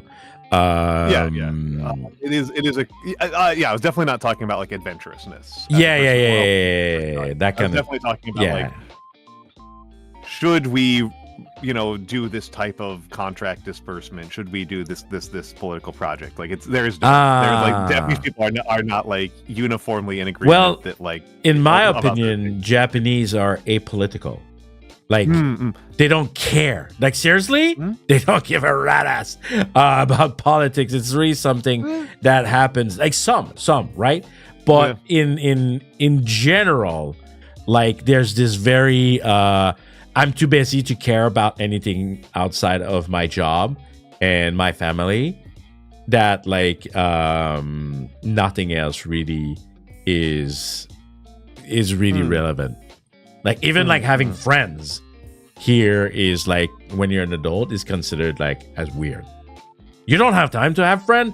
You have a job and you have a family. It's the expectation on the mentality.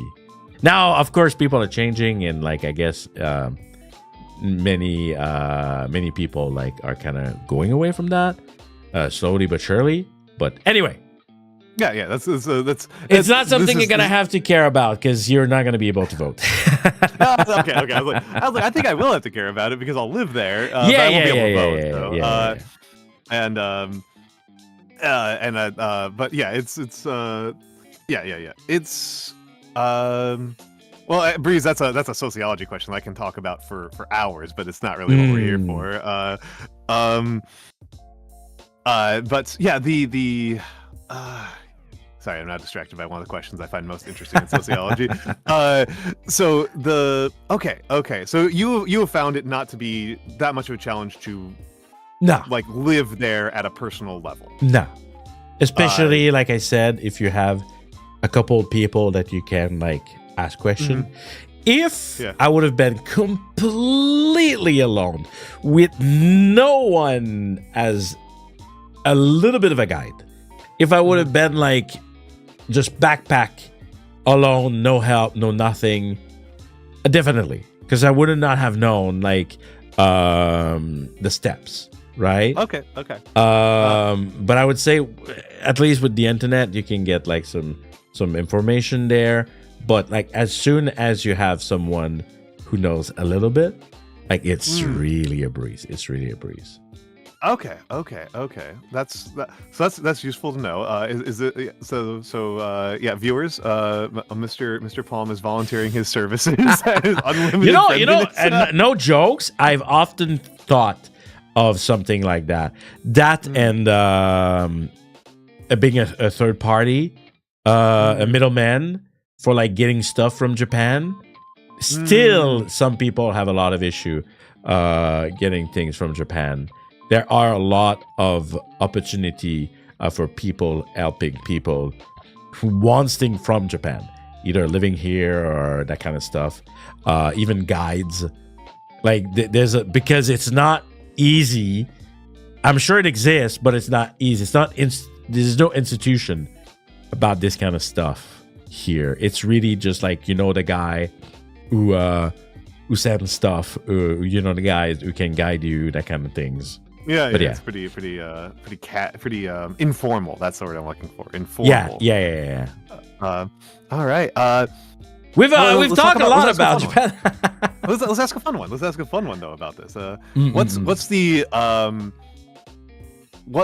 a really easy way to embarrass yourself as from your North American roots? What's something that's like a real bad faux pas? You're asking the wrong person. Oh, you got everything right. You've stuck the landing every single time. I couldn't care any. Like I do not. Okay. I do not care to the point that one of my favorite expression here is to gaijin smash.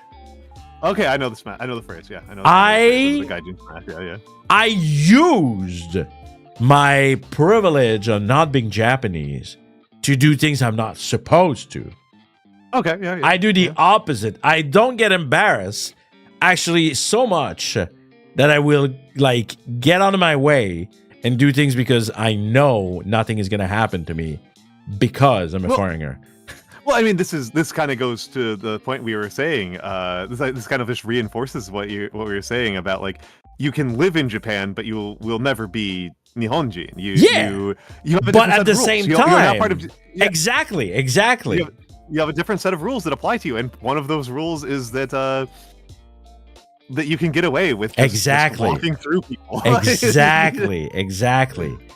So often, I don't feel embarrassed because I'm just like you go like sumimasen, go man, like you just like you brush it off and then that's it. Really. So you're saying that what I'm getting out of this is that if you're American and you want to move to Japan, a cowboy hat and an American flag vest are going to be pretty useful. No, you're still gonna be annoying. They're not gonna tell you. They're not gonna tell you, but they're gonna think.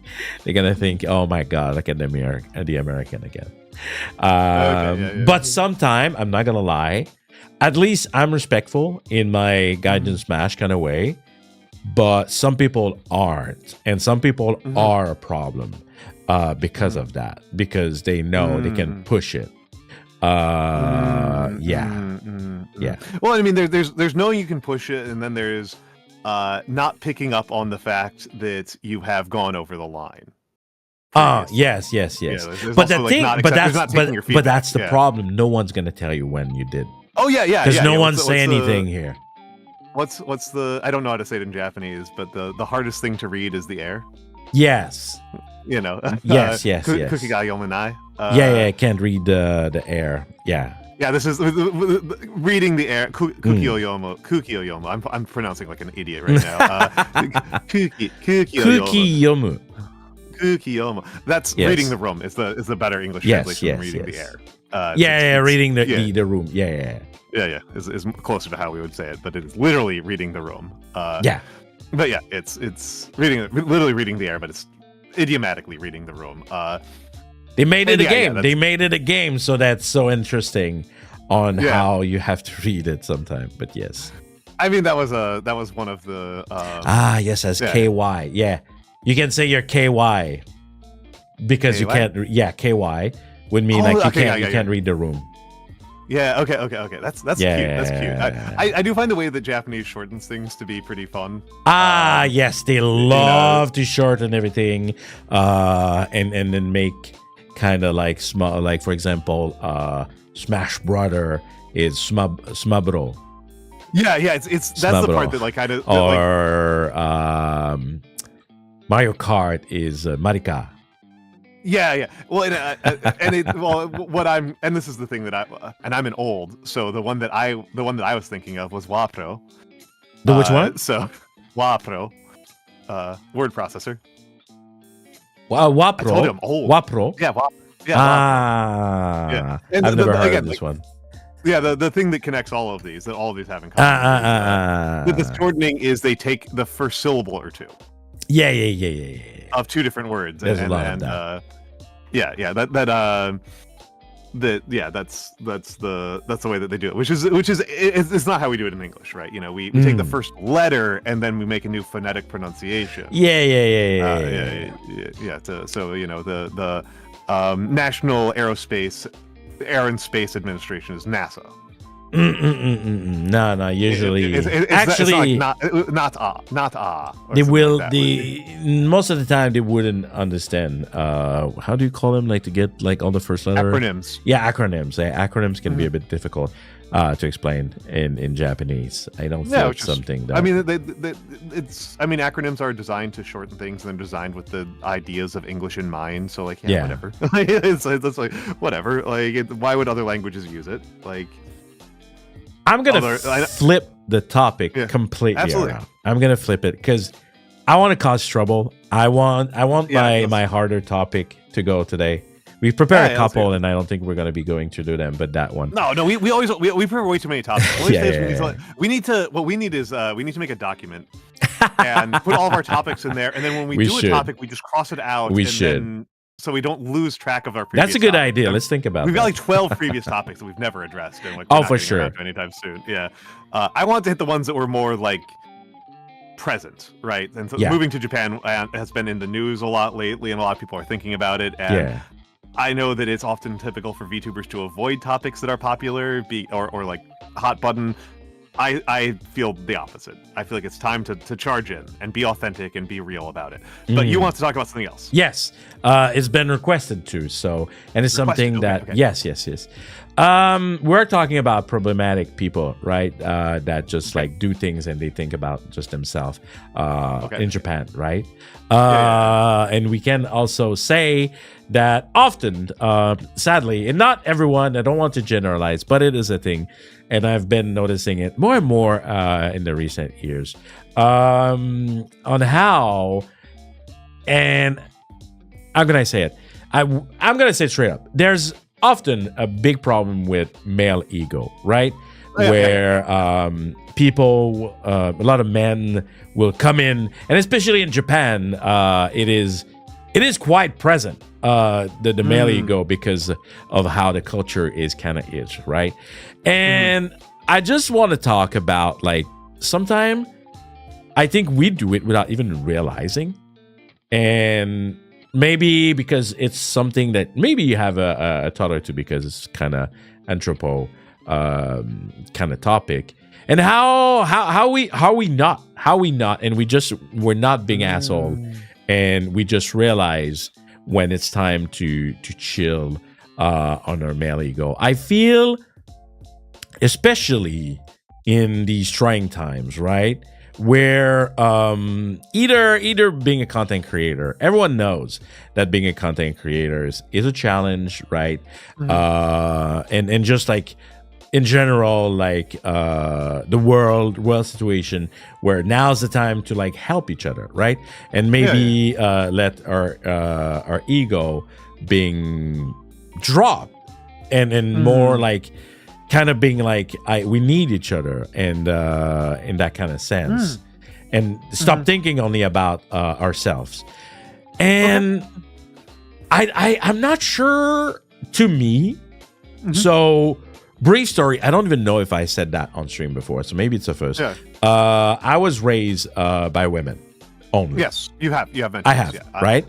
So to me, I kind of don't get it. Asking for help has never been a sign of weakness.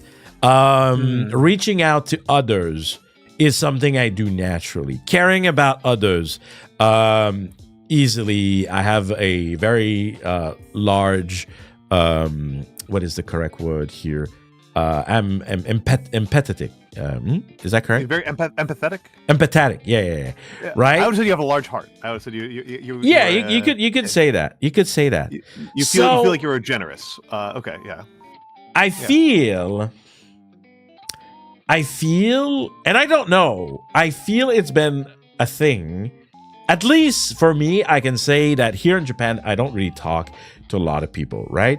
But to me, it's been especially in the scene of VTubing.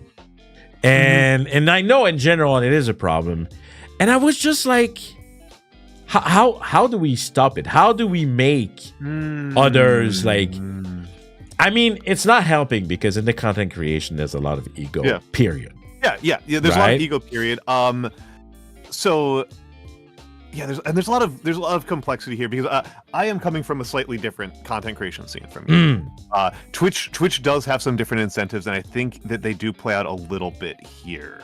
But I think that, so my top headline response to what you said is, you were asking, how do we make people? And my answer is, you don't. The horrible truth. This is one of those things that's really scary about living as a human. This is me being grand philosophical here. Yeah. All we have is each other. But also you can't make anybody else do anything. Right. That's very scary. Everything in your life is contingent on what other people are doing around you and how you interface with them, but you can't actually make people do things. And also, I'm going to be honest, I think that is where a lot of the problem comes from, is that a lot of men want to believe they can make people do things. And I can get very dark about this if we're willing to get very dark, but I'll keep it lighter unless you request it. I think that this is a large part of the issue, is that men, I think in general, all of us, right, want to have some control over our lives, right? And men feel very unrealistic expectations over how much control they should have over their lives. And learning to deal with this the seeming paradox, right? The seeming paradox that all we have is each other, but we can't make anybody else we cannot actually force people to do things, right? We can kind of force people to do things if we're willing to, like, you know, you point a gun at somebody and say, give me your wallet, or shoot. Like, that's kind of forcing somebody. But maybe you can't make somebody love you. Maybe I would choose the wrong word then. No, it's fine. It's fine. No, this is good. No, because this is a problem with male ego. This is a problem with male ego is that the sense that you don't have control over any part of your life, many men take in a very brittle way. That if they lack control over one part of their life, that means they have no control over any part of their life. It's a form of catastrophization. Ugh, there's a word. A form of catastrophizing. It's a form of that slippery slope. Many men are very subject to this.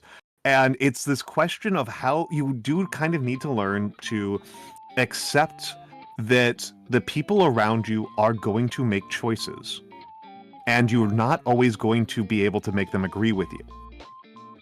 I have brothers. I grew up very differently from you. I grew up in a pretty big family that was very male dominated. My brothers make a lot of decisions that I do not think are wise. Either they're decisions that are like, I really don't think you need to buy that kind of decision. You know, this is the third one you've bought this year and you threw out the previous two. I think that you need to rethink this strategy. Or, you know, decisions about how they're going to vote or something like that that's a little bit more abstract. But, you know, I can't make them do things that I would like them to do. Right? You know, I cannot make people take care of their health. You know, they're going to do what they're going to do, and the most I can do is there's a point where you can give advice and there's a point where the best thing you can do is back off. And men are usually very bad at both of those, and their response to those is to get angry. Right? That's a very typical way that this male ego manifests is, I can't make the people around me do something, therefore they're assholes who I need to never talk to again. That's bad. And that's one of those things I think that, that's a like full thing that I think that men need to learn to kind of get better about and learn to accept. And yeah, Breeze Lightning hits it on this question of multiplayer agency. Right? On this question of multiplayer agency. You would think the games would be better for this, but if you play multiplayer games, you've been playing some Rivals, right? Yeah. Yeah, I play Rivals. Sometimes people have a bad time and they get so goddamn mad at their teammates, right? And I have this thing that I say in Rivals when I'm playing with my friends, because I have the in-game voice muted. I just set the volume of in-game voice to 0. Yeah. Because I don't need to listen to those folks. No. But if I see the little indicator in the top left lighting up a whole bunch from different people, I know I'm in for a bad time. I know that I'm in for a bad time. Like, because people are not doing that. People are not 1 in 10 chance they're coordinating. 9 in 10 chance they're tilting out. So and the real problem is the tilting out. My problem. Why I brought this, right? Yeah. All right. You use the word control a little bit, but I need to stop you. Yeah. I need to stop you. I don't want to control you, but I need to interject. Yeah. We're having a conversation. The problem is, right, I could just like being like, I can't do anything about it, right? That's fine. That's okay. To me, not because of control, but because I believe in we can educate people. And you know, you're a teacher yourself. We can educate people. We can give them, reason. We can, we don't have to live like that forever. I don't believe that like it's human nature. Men are like that and you can't do anything about it. And what I wanted to bring to the table is how can we as old dudes and also viewers, how can we support that we stop doing it voluntarily, not by control? How can we realize that we are doing those things and we stop it because we want to, right? Yeah. I'm not saying more like I want men to shut the fuck up when they are being like egocentric. That's what I'm saying. No. What I'm saying is really like to better ourselves, right? How do we talk to other male? How do we to other men?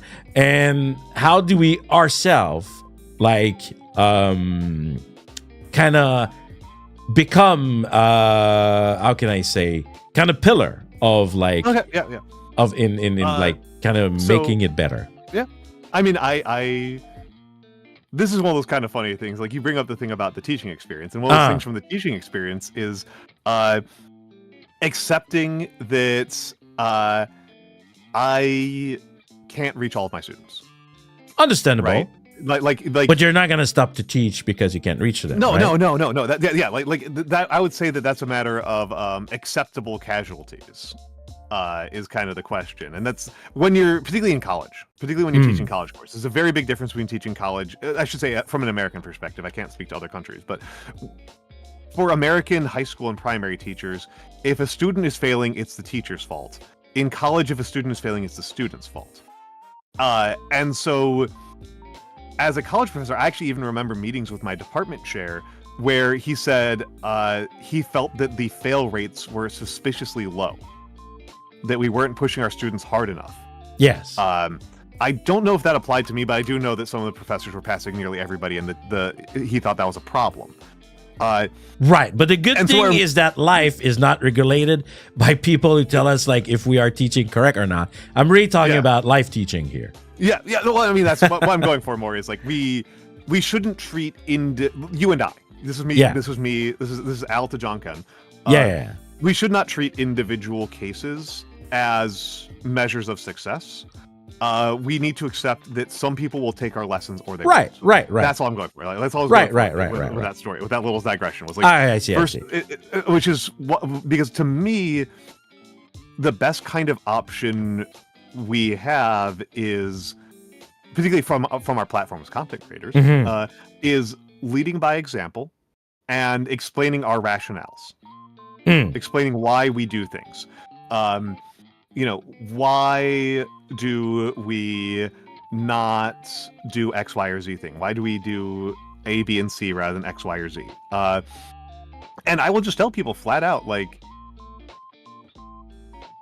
getting mad all the damn time, right? This is like a very common male behavior that I think is a bad one. It is the canonical toxic masculinity behavior. Is this alchemy that men practice, this internal alchemy men practice, where every negative emotion gets transmuted back into anger. If you're sad, you have to turn that into anger somehow. Where does that come from? If you're just, it just kind of comes from there's a lot of sociology papers about it, and a lot of I know, that's why I'm asking you. I don't think that there's a consensus singular answer, but the net effect of all of these various complicated answers is that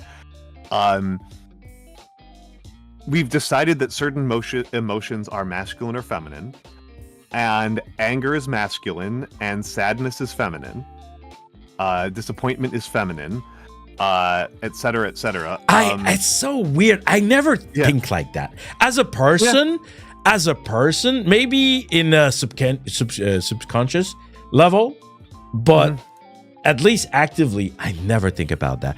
I've never been afraid of crying. I cry when I'm happy. I cry when I'm sad. I cry because of whatever reason. And I've never told myself, oh my God, I am so not manly right now. I hate it. Like, no, never. Like, I've always been so true with my emotion that as a person, I've never got to really understand those things. Well, I mean, this is actually one of the things I think is cool to point out, right? So I'm going to take a little bit of a digression to a little piece of history and sociology, a little bit of a story here, which is, what the hell is the deal with warriors as a concept? And this is like a huge disconnect between us in the 21st, like post World War I and pre World War I. There's like a huge divide where it does appear that, just kind of at a very deep level, one of the few things that people fear more than death is social shame. Really? It's very consistent. Yeah. People get themselves killed to avoid being embarrassed all the damn time. Really? Yeah. I mean, I should know, in Japan, it is a whole thing where they will come in. Yeah. Right. And this is how you motivate soldiers in war as a rule, like well organized armies that fight for long periods of time and have lots of successful battle records. A lot of what they're doing is they are creating a sense of social shame around poor performance in combat. And so war becomes this way of affirming your social status, and so it all blah blah blah. And I'm just saying, just the kind of aside here is like nowadays it's very hard for us to like look at a piece of medieval writing where people are like, oh, I love going to war, I can't wait to go to war again, because we are used to war from World War I onwards, where wars aren't about separating men from boys, they're about separating men from their limbs at random. So we have a very different emotion about this than they do. Where individual valor has functionally no function in how you whether or not you survive in a war. And so my point with this is just that people can be very, very motivated by social shame. I myself am very easily motivated by guilt. I will freely admit to it. If you can guilt me into things, I tend to fall for it pretty easily. I feel guilty quite easily, and it motivates a lot of. Hence why I have a bunch of really rigid ethical stances that I hold myself to, like being vegan. But where I'm going with this is that a lot of men, their assumption about how much shame there is around crying is very disproportionate. Interesting. I'll cry in public. I've cried on stream. Me too. Yeah, I tell the story fairly frequently that I have been sobbing on the subway and nobody cares. Right? Nobody cares. You can express those emotions, and for the most part, it won't be that big of a deal. But a lot of men really overproject how bad the consequences are going to be of being seen as vulnerable. They are taking a worst case scenarios. And to kind of talk a little bit of the psychology or the evolution of this, like, we are an obligate social animal. Right? Humans are obligate social animals. We do not survive alone. We have no evidence of it's not something that we do.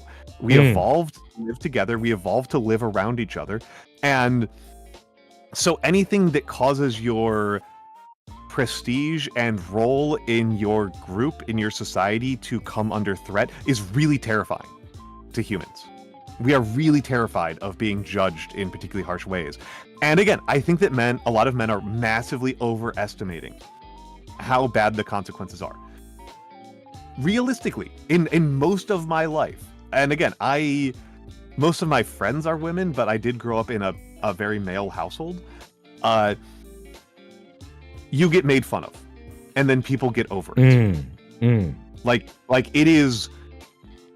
The social consequences for crying around other people for men are not on the tier of like men will act like they're on the tier of like you killed somebody, when they're actually much more on the tier of you walked into a door. There are negative consequences. They're just very slight as a rule. But then, because there are people that realize that this is just a kind of self-taught kind of mechanism, right? To feel like that, right? It's kind of if it's not self-taught, it was just like part of like growing up, and it kind of got induced into them. But that's the thing, is that like that's why I'm saying I don't want to control it, or I want to teach other. Yeah. When do we start? We stop and we start thinking, right? To not like to not let this happen to ourselves, right? Yeah, I mean, if we're talking, so are we talking about, because we're kind of shifting gears a couple times here, so I'm getting I want to make sure I'm not getting too turned around here. For me and you, Janken, men who are a little bit older, a little bit more experienced, and not really that fragile about this. We're relatively resilient about this kind of thing, and like again, like I have this thing where if somebody puts on a commercial that's like, "You're not a real man if you don't buy this car," I'm just like, this is just confusing. Like, what are you talking about? Like, you don't have any authority here. Like, advertising desk guy, what is this? This is just nothing to me. Whereas if you are vulnerable to that, to me, I take that as a sign of significant immaturity.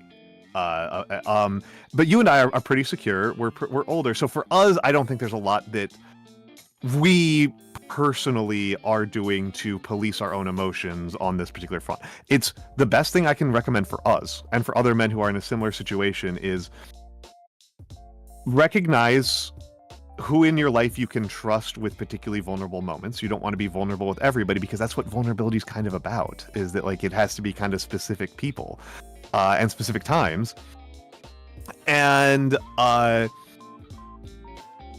do talk with them, right? Like, do talk with them, recognize who you can talk with, and how you can, and try to learn some vocabulary for expressing your emotions in a mature and constructive fashion.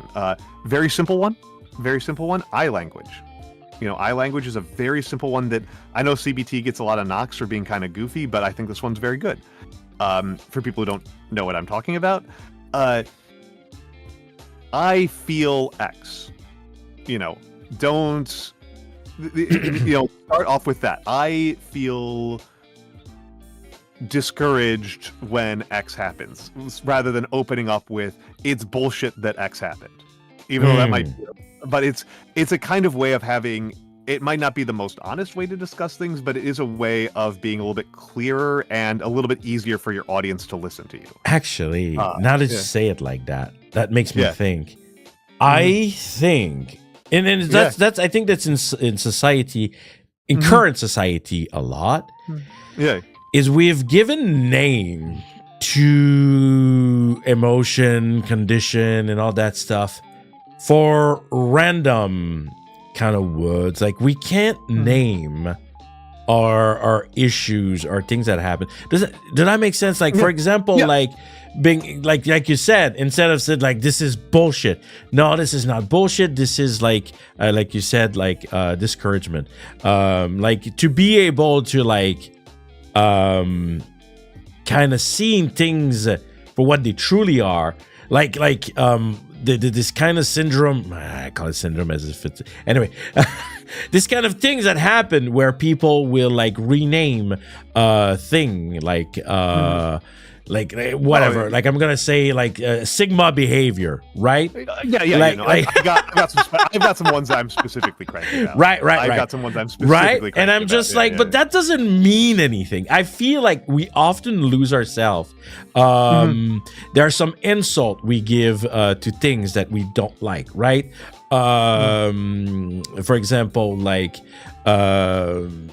something that we will say in a very bad light that is a disease, but like we say it like toward others, right? Not a disease, but like more like a mental issue. But we're gonna but we're gonna say about just like stupidity, right? Just it's just stupidity, right? Yeah, I always get cranky about the people using "you should be in therapy" as just an insult. Yeah. That's like not very helpful. But in general, I just feel we have an issue naming things like, or seeing issues as they are. We are really doing placeholders on everything. Oh yeah. So that makes sense, just like you said. I get where you're coming from. And I've got particular ones, particular phrases that drive me up the wall a little bit. I am very much of the opinion that it's not a matter of knowing more nouns that will make you more expressive. Yeah, that doesn't hurt. It doesn't hurt to have a large vocabulary, but there are a fair number of things that have like a very specific narrow meaning, and then they get used a whole bunch, and eventually they just become synonyms for bad, and then they stop being useful, and that's frustrating. Yeah, and then Nando in chat said one that I can't live with anymore.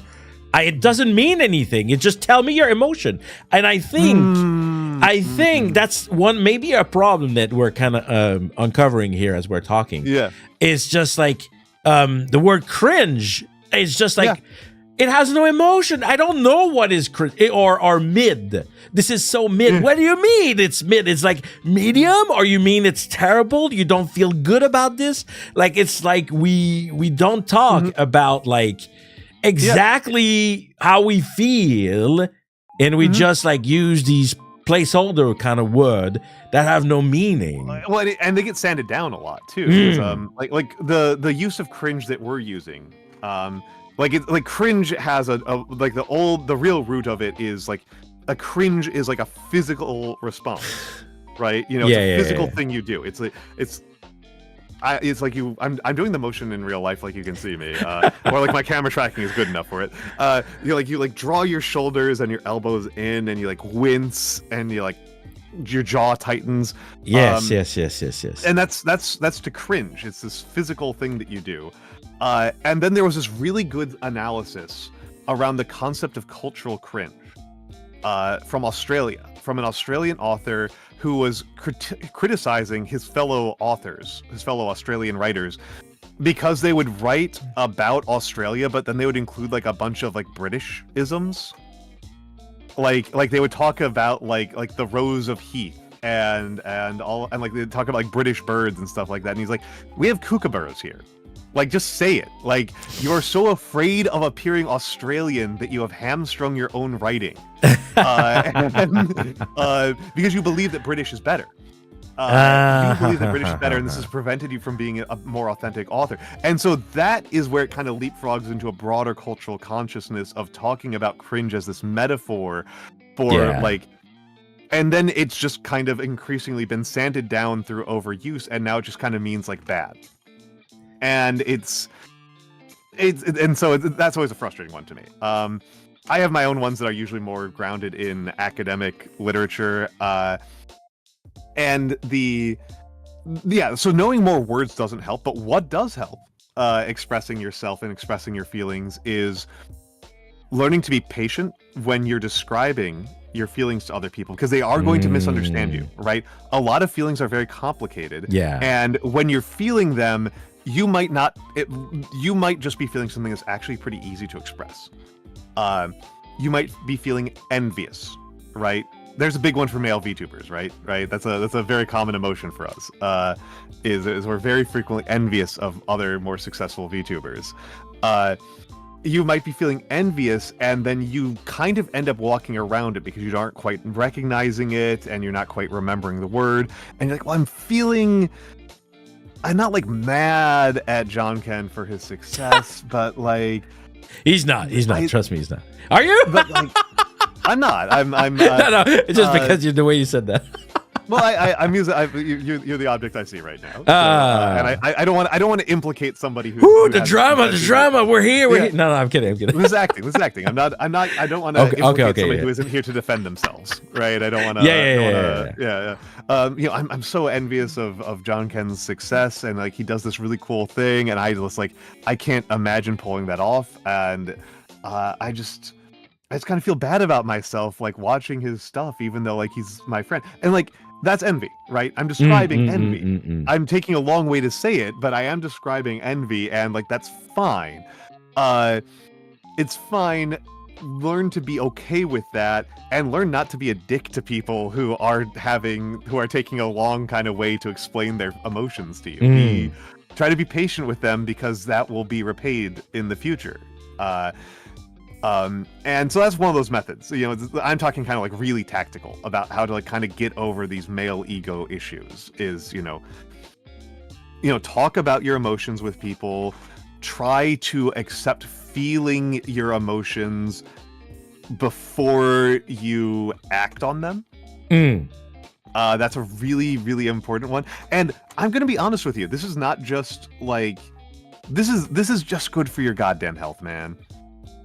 Like, being the type of person who gets angry whenever you feel any kind of emotion other than like pride and joy. You've pride, joy, amusement, and anger. If you're taking all of your sadness, all of your envy, all of your bitterness, all of your irritation, and turning it all into anger, you're gonna have a heart attack when you're 50. Like, you gotta be a little bit kinder to yourself on this front. Yeah, but learning how to talk about your emotions, even like people sometimes think that talking about your emotions means learning lots of complicated therapy language vocabulary, and it's not. It's describing it in very simple terms, describing what the chain of event is. I watched a Janken stream, and it was doing really well, and I was really happy for him for a moment, but then I was feeling really bad about my own streaming. That's not... I didn't use anything really complicated there. Right? Like, none of those were PhD words. My biggest issue that I personally have to deal with is that we're talking about like learning how to talk, learning how to be more open. Well, maybe that's the thing. It's just like I've always been so far been able to create more and see how beneficial it is in mutual cooperation with a lot of women, a lot more, and a lot more easily, despite sometime maybe their audience not like fitting in, right? Where we're trying to get things going with a lot of dudes, where you would think as dudes, we would like kind of better understand, like, because we maybe have a similar audience, but it's always been very hard for me to get people like, how can I say that? I'm not gonna be polite, but to get their head out of their ass, kind of thing. And it always feels like it's very like, I'm better than you, I'm better than you kind of attitude. Yeah. And that's the part where, at least for these specific things, right?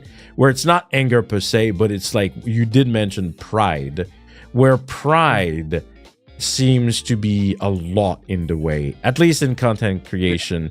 But and that I've seen a lot more from guys than from women. I've had a lot of generous women that reach out to me, that like wants to do things like that, like numbers don't matter, that kind of attitude, right? They just like, I'm vibe with you, you vibe with me, let's make things going, right? But it's been so much harder with guys, and that's why, for me at least, the pride part, especially, not the anger part, I personally didn't have to deal with that, but the pride part, oh my lord, like that's been, I feel, the biggest thing for me to deal with. The being, how can I say? Like you said, I can control people. If they don't want to, they don't want to, right? Yeah. But making people like seeing that like it's not a weakness, like to ask for help, like that one. Yes. Or when I say ask for help, is also I see it as a collaboration, to collaborate with others. Like some people, like they will have feeling like, oh, like you're using me, or vice versa. I feel like I'm using you, and all that stuff. And just like, no, it's not. You're kind of like, you're not stronger alone. That's the opposite. And I don't know. I felt like that was something that I had a lot more with guys. And I don't know, maybe I'm wrong. Maybe it's not about being guys, being gals, but for my case, that has been actually, Breeze, what he said, the hyper competitive nature, also my bane trying to guys together to do something. Exactly what he just said. I just read what he said. Exactly that. Yeah, it's no, that's a, I do see that. I do see that. I do see that. That's a interesting point. That's something that that's something I'm going to have to think about a little bit. Because I've generally found that I've found it pretty easy to get along with people in this space, but I'm very extroverted, and most of the people that I've been reaching out to have been women.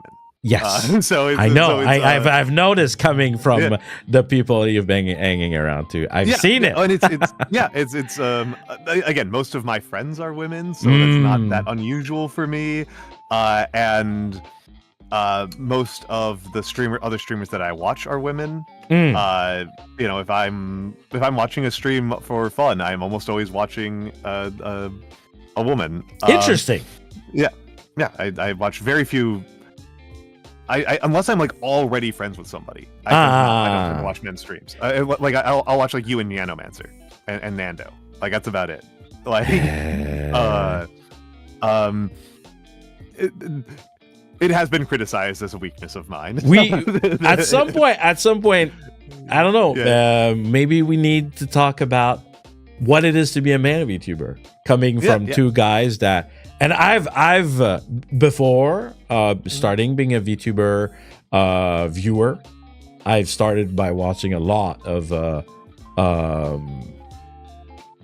women more than men. Nowadays it's 50-50, I would say, really, for me.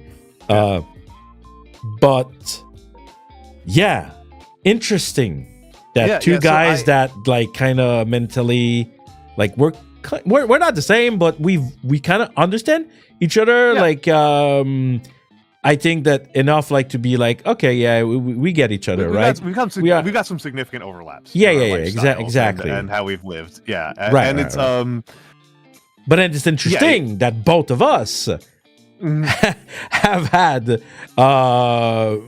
not issue. I don't want to call it issues, but it didn't come easily to reach out to other guys. And then the guy that I've collabed the most with is you. Which is that, don't you see that what I'm trying to kind of talk about? Like, is there something to is there something to analyze here? I don't know. It's kind of interesting. I do see it. It's well, I mean, like you were hinting at, there has been, again, I grew up in a very different living situation from you, just in terms of like the immediate living situation, but I still did wind up converging and having this pathway through my life where women were major features of my life. Of my siblings, I am by far the most similar to my mother. Out of all of us, she's the one who is the most that I have the most in common with, both behaviorally and in terms of interests. And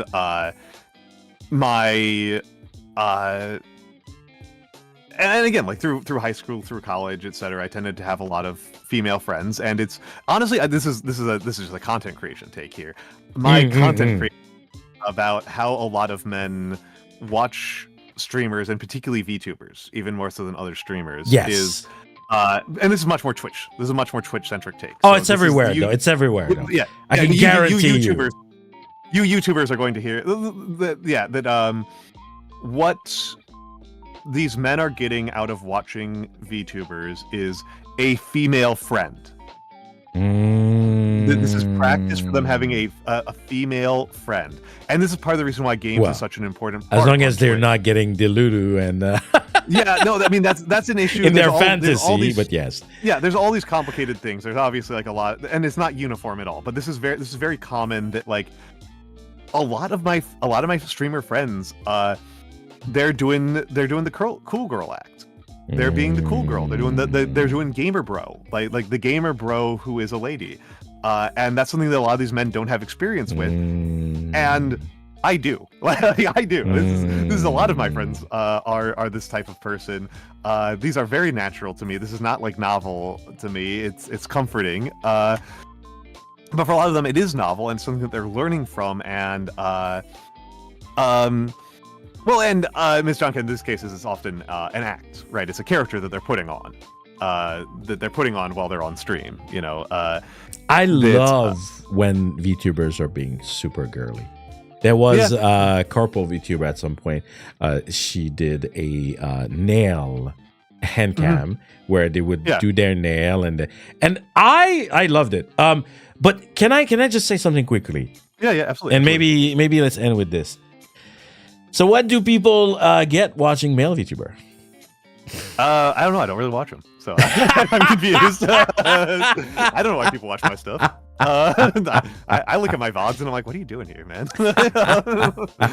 What is this? So I don't know, man. Because to me, really, when I started, there was two things. As an older man, I want people to feel older in this sphere, which is a niche. There's less people that are 30 plus, right? More and more lately, but this is what I want to kind of encourage. And that was one thing. And the second thing, I was just like, because like you just said, for me too, it's been very easy to have a lot of women as friends. A lot of my best friends are women.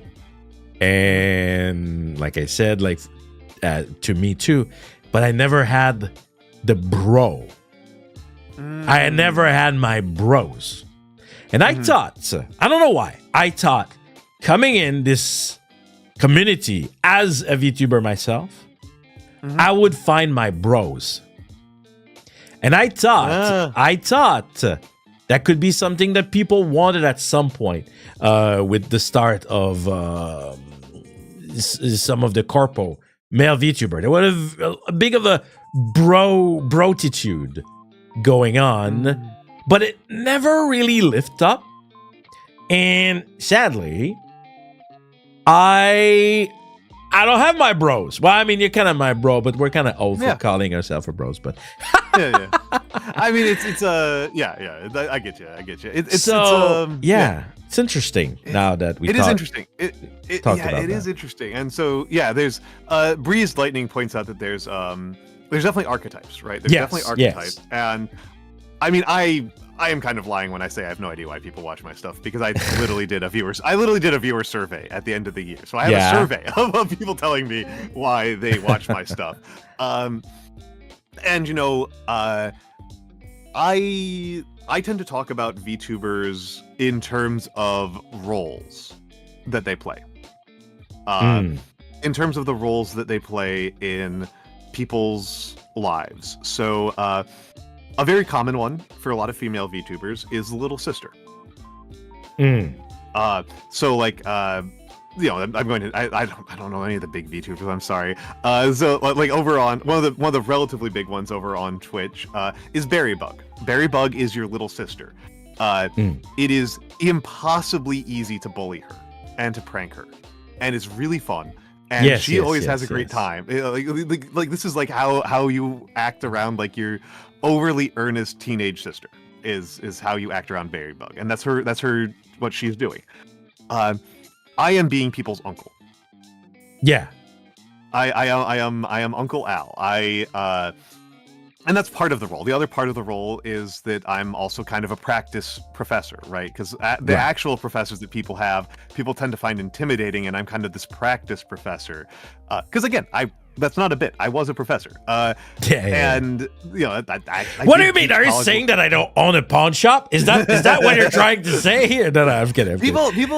So, I know some VTubers who use professor. I don't know anybody else who uses pawn shop.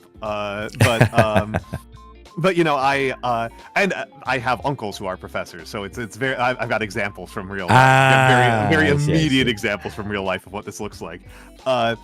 But I'm this older male figure, and for people who lacked that in their life, right? For people who grew up without steady, reliable older men in their life, I am a novelty.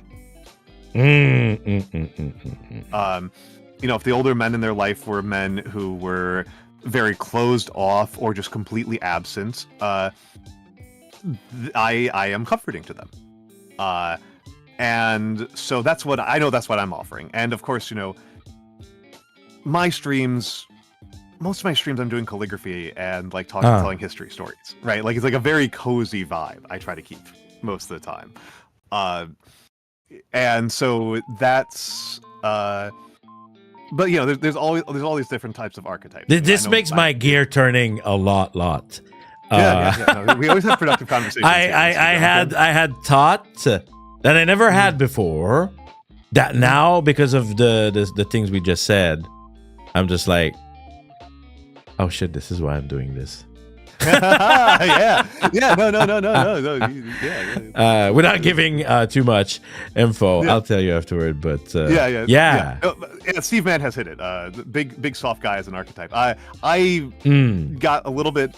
I got a little bit famous for a discussion I did a while back about how I did my model inspiration, and the biggest single thing was Uncle Iroh from Avatar: The Last Airbender. Biggest single influence. I see it instantly. Yeah. Instantly. People get it immediately. Yeah.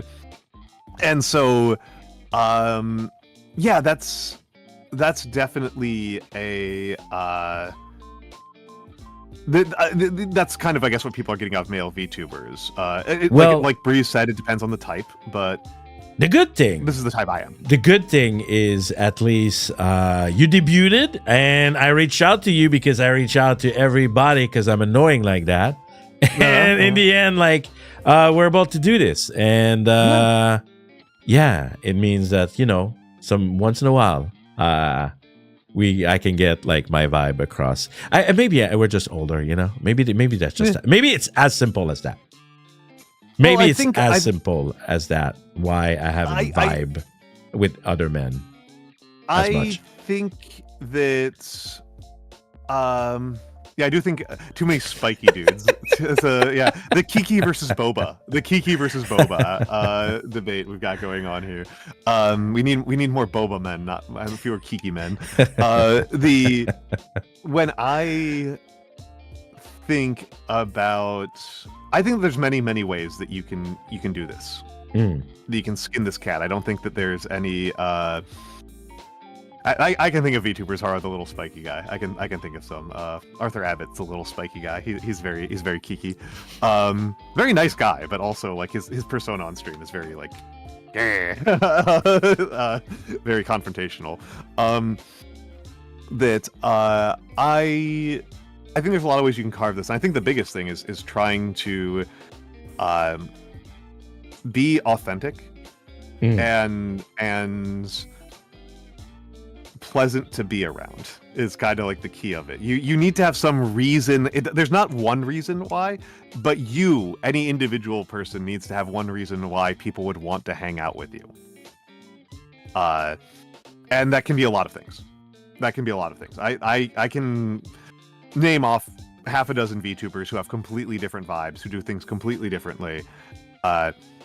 I can just name off two VTubers who I love a lot, who women, but they will show that they have completely contradictory brandings. Vexing Cat is selling her voice. She is reading books on stream and talking about the books, but she is selling her voice. Her voice is very soothing, is very calming. That's what she's doing. Corpse does not speak. Hello, Vex. Corpse does not speak at all. Interesting. I don't know if it's just by choice or if it's medical, but yeah, she's mute. She's fully mute. She interfaces with her chat entirely via text.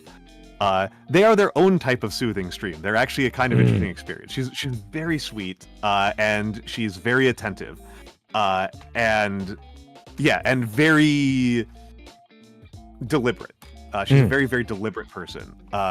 But it's a completely opposite thing. Like 0% overlap between what Vex does and what Corpse does. 0% overlap between the two of those. And I'm only saying that to showcase that like this is something that I like and that I believe that is going to go better and better for both of us as we go forward. The comforting older guy archetype.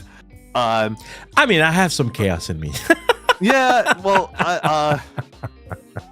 I'm actually still kind of chuckling about the stream that you did of Trade Card Simulator where you lost your voice. where you couldn't speak and you were yes, just yes, like yes, just yes, muffled yes. shouting in the distance. Like Yes, something yes, happened. yes, Muffled, incoherent Yeah, shouting. that was pretty funny. Yes. I mean, I have my own form of chaos. You can go over to my YouTube channel and watch me play Dark Souls. Oh, the plug. No, go ahead. One of my funniest moments from MagFest was I talked to L2D, one of the nicest men, one of my best friends in VTubing, and I said, "Oh yeah, I'm one of the worst players of Dark Souls." And Mod Clonk, who is so sweet, his mod is so sweet. She said, "Oh, you can't be that bad." And then Clonk goes, "No, I think he actually is the worst player. I think he's actually the worst Dark Souls player that's ever lived." Wow. That is the shameless plug. A type of chaos for sure. Yeah. No, I've got my own systems of throwing people some curveballs. Talking about shameless plug, as we are probably gonna ramp it down a little bit. Yeah, we are getting close to our usual end time. Yeah. Anything going on for you? Okay, so as I just said, I have uploaded 2 of the 4 parts of my horrible. This is not for the faint of heart. Nando was there. He can tell you this is I am. You don't understand how bad I am at Dark Souls. Like, I was lurking a time or two, and dying in like 2 seconds, like it's your specialty. I'm exceptionally bad, and one of my mods had a nervous breakdown over it. Wow. So I have uploaded 2 of 4 parts of my Dark Souls playthrough to YouTube. And these are digestible video, or they're just like VODs. They're just they're literal VODs. You're getting the full experience, baby. You can skip. You can fast forward. Well, I can tell you, as a YouTube person, don't do that. I recommend you don't do that. no one watch that. No one watch that. Digestible version is really better. It's been outperforming all of my lectures considerably. I see. There are 2 more parts coming, and then I will be going back to Dark Souls because I held a subathon, and that was one of the rewards was I go back to Dark Souls. So I'm going back to frigging Dark Souls by the end of the month. Where are you in the game? I think I'm fighting a gargoyle. Did you finish the tutorial area, right? Yeah, I did. Okay. It took a while. Yes, I heard. If I recommend an editor, it's hard. Yeah, I'm not gonna lie, it's hard. I'm going back to the Dark Souls. That is what's going on with me. I'm also another one of my subathon rewards is coming up this coming week. Yeah. I will be learning how to knit next week. Ooh. YouTuber Raina Chapeau, who I met through you. Yes, I did. During the Janken collab. Reina, right? Yeah. Raina Chapeau. Reyna. The evil magician. She almost won. She almost won the tournament. Yes. She was in the final. Yeah, she was in the finals. She's going to teach me how to knit. Oh, that's cool. Next week on Saturday. Other than that, I'm coming back from being on a long vacation, and I'm trying to talk myself out of doing 5 streams next week because I kind of want to do 5 streams next week, but that's a lot of streams. I will probably be playing 1000 X Resist. I am prepping a lecture on Bronze Age gender. Okay. I really like the Bronze Age, guys. I really like studying the Bronze Age. I really like it. And the way that the gender is handled in the Hittite empires and ancient Sumeria is really interesting. So I'm really excited about that one. Those are my upcoming events. The Dark Souls is the one that I have the most dread for. Learning how to knit and a lecture on Sumeria. That's what I got for plugs. And if I get it done this week, you will finally actually be able to buy calligraphy from me. I need to do it. I've gotten commissions now, and that means I need to set up the Ko-fi and the VGen for it. So now, but I've actually gotten commissions now, so you will be able to own all Montes calligraphy. Ooh. And knitting. Yeah, yes, knitting. I'll send Miss Janken over. She knit all the time. All right, that's cool. On my side, next week, I am changing all of my schedule. I will now be streaming in the very early Japan time, which means it's going to be in the afternoon in the Americas or at night in the EU. My Asian viewer, Gaman, you hang in there. It's going to be a bit harder for the weekdays, at least. And I am doing a kawaii week where I will be playing games with kawaii characters. Such as Hello Kitty Island Adventure. Oh yeah, I've seen people playing that. Yeah. Miss Janken's playing, so I have to play. Okay. Yeah. And then some viewers wanted me to play Infinity Nikki, so I'm gonna be trying that. I even have some stories about that game. Yeah, so some cute games. And the big thing, though. The big thing is on Valentine's Day. At least in the Americas, for me, it's going to be the 15th. I am going to have a huge event with guest announcement, reveal. It's going to be pretty crazy. So I will be promoting that closer to Valentine's Day, but it's gonna be very, very exciting. I've been working for almost 2 months on that event, and that's gonna be on Valentine's Day in about less than 2 weeks now. Yeah, it is. Yeah. It is. It's stressing me out. I was there were some things I wanted to do in February that are not going to get done. So I see. Brutal. These things happen. Yes.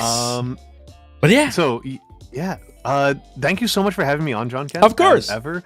I am suspecting that this means that we'll next one's either going to be very late. Actually, looking at the calendar, it looks like it will pretty much have to be the first week of March at this rate.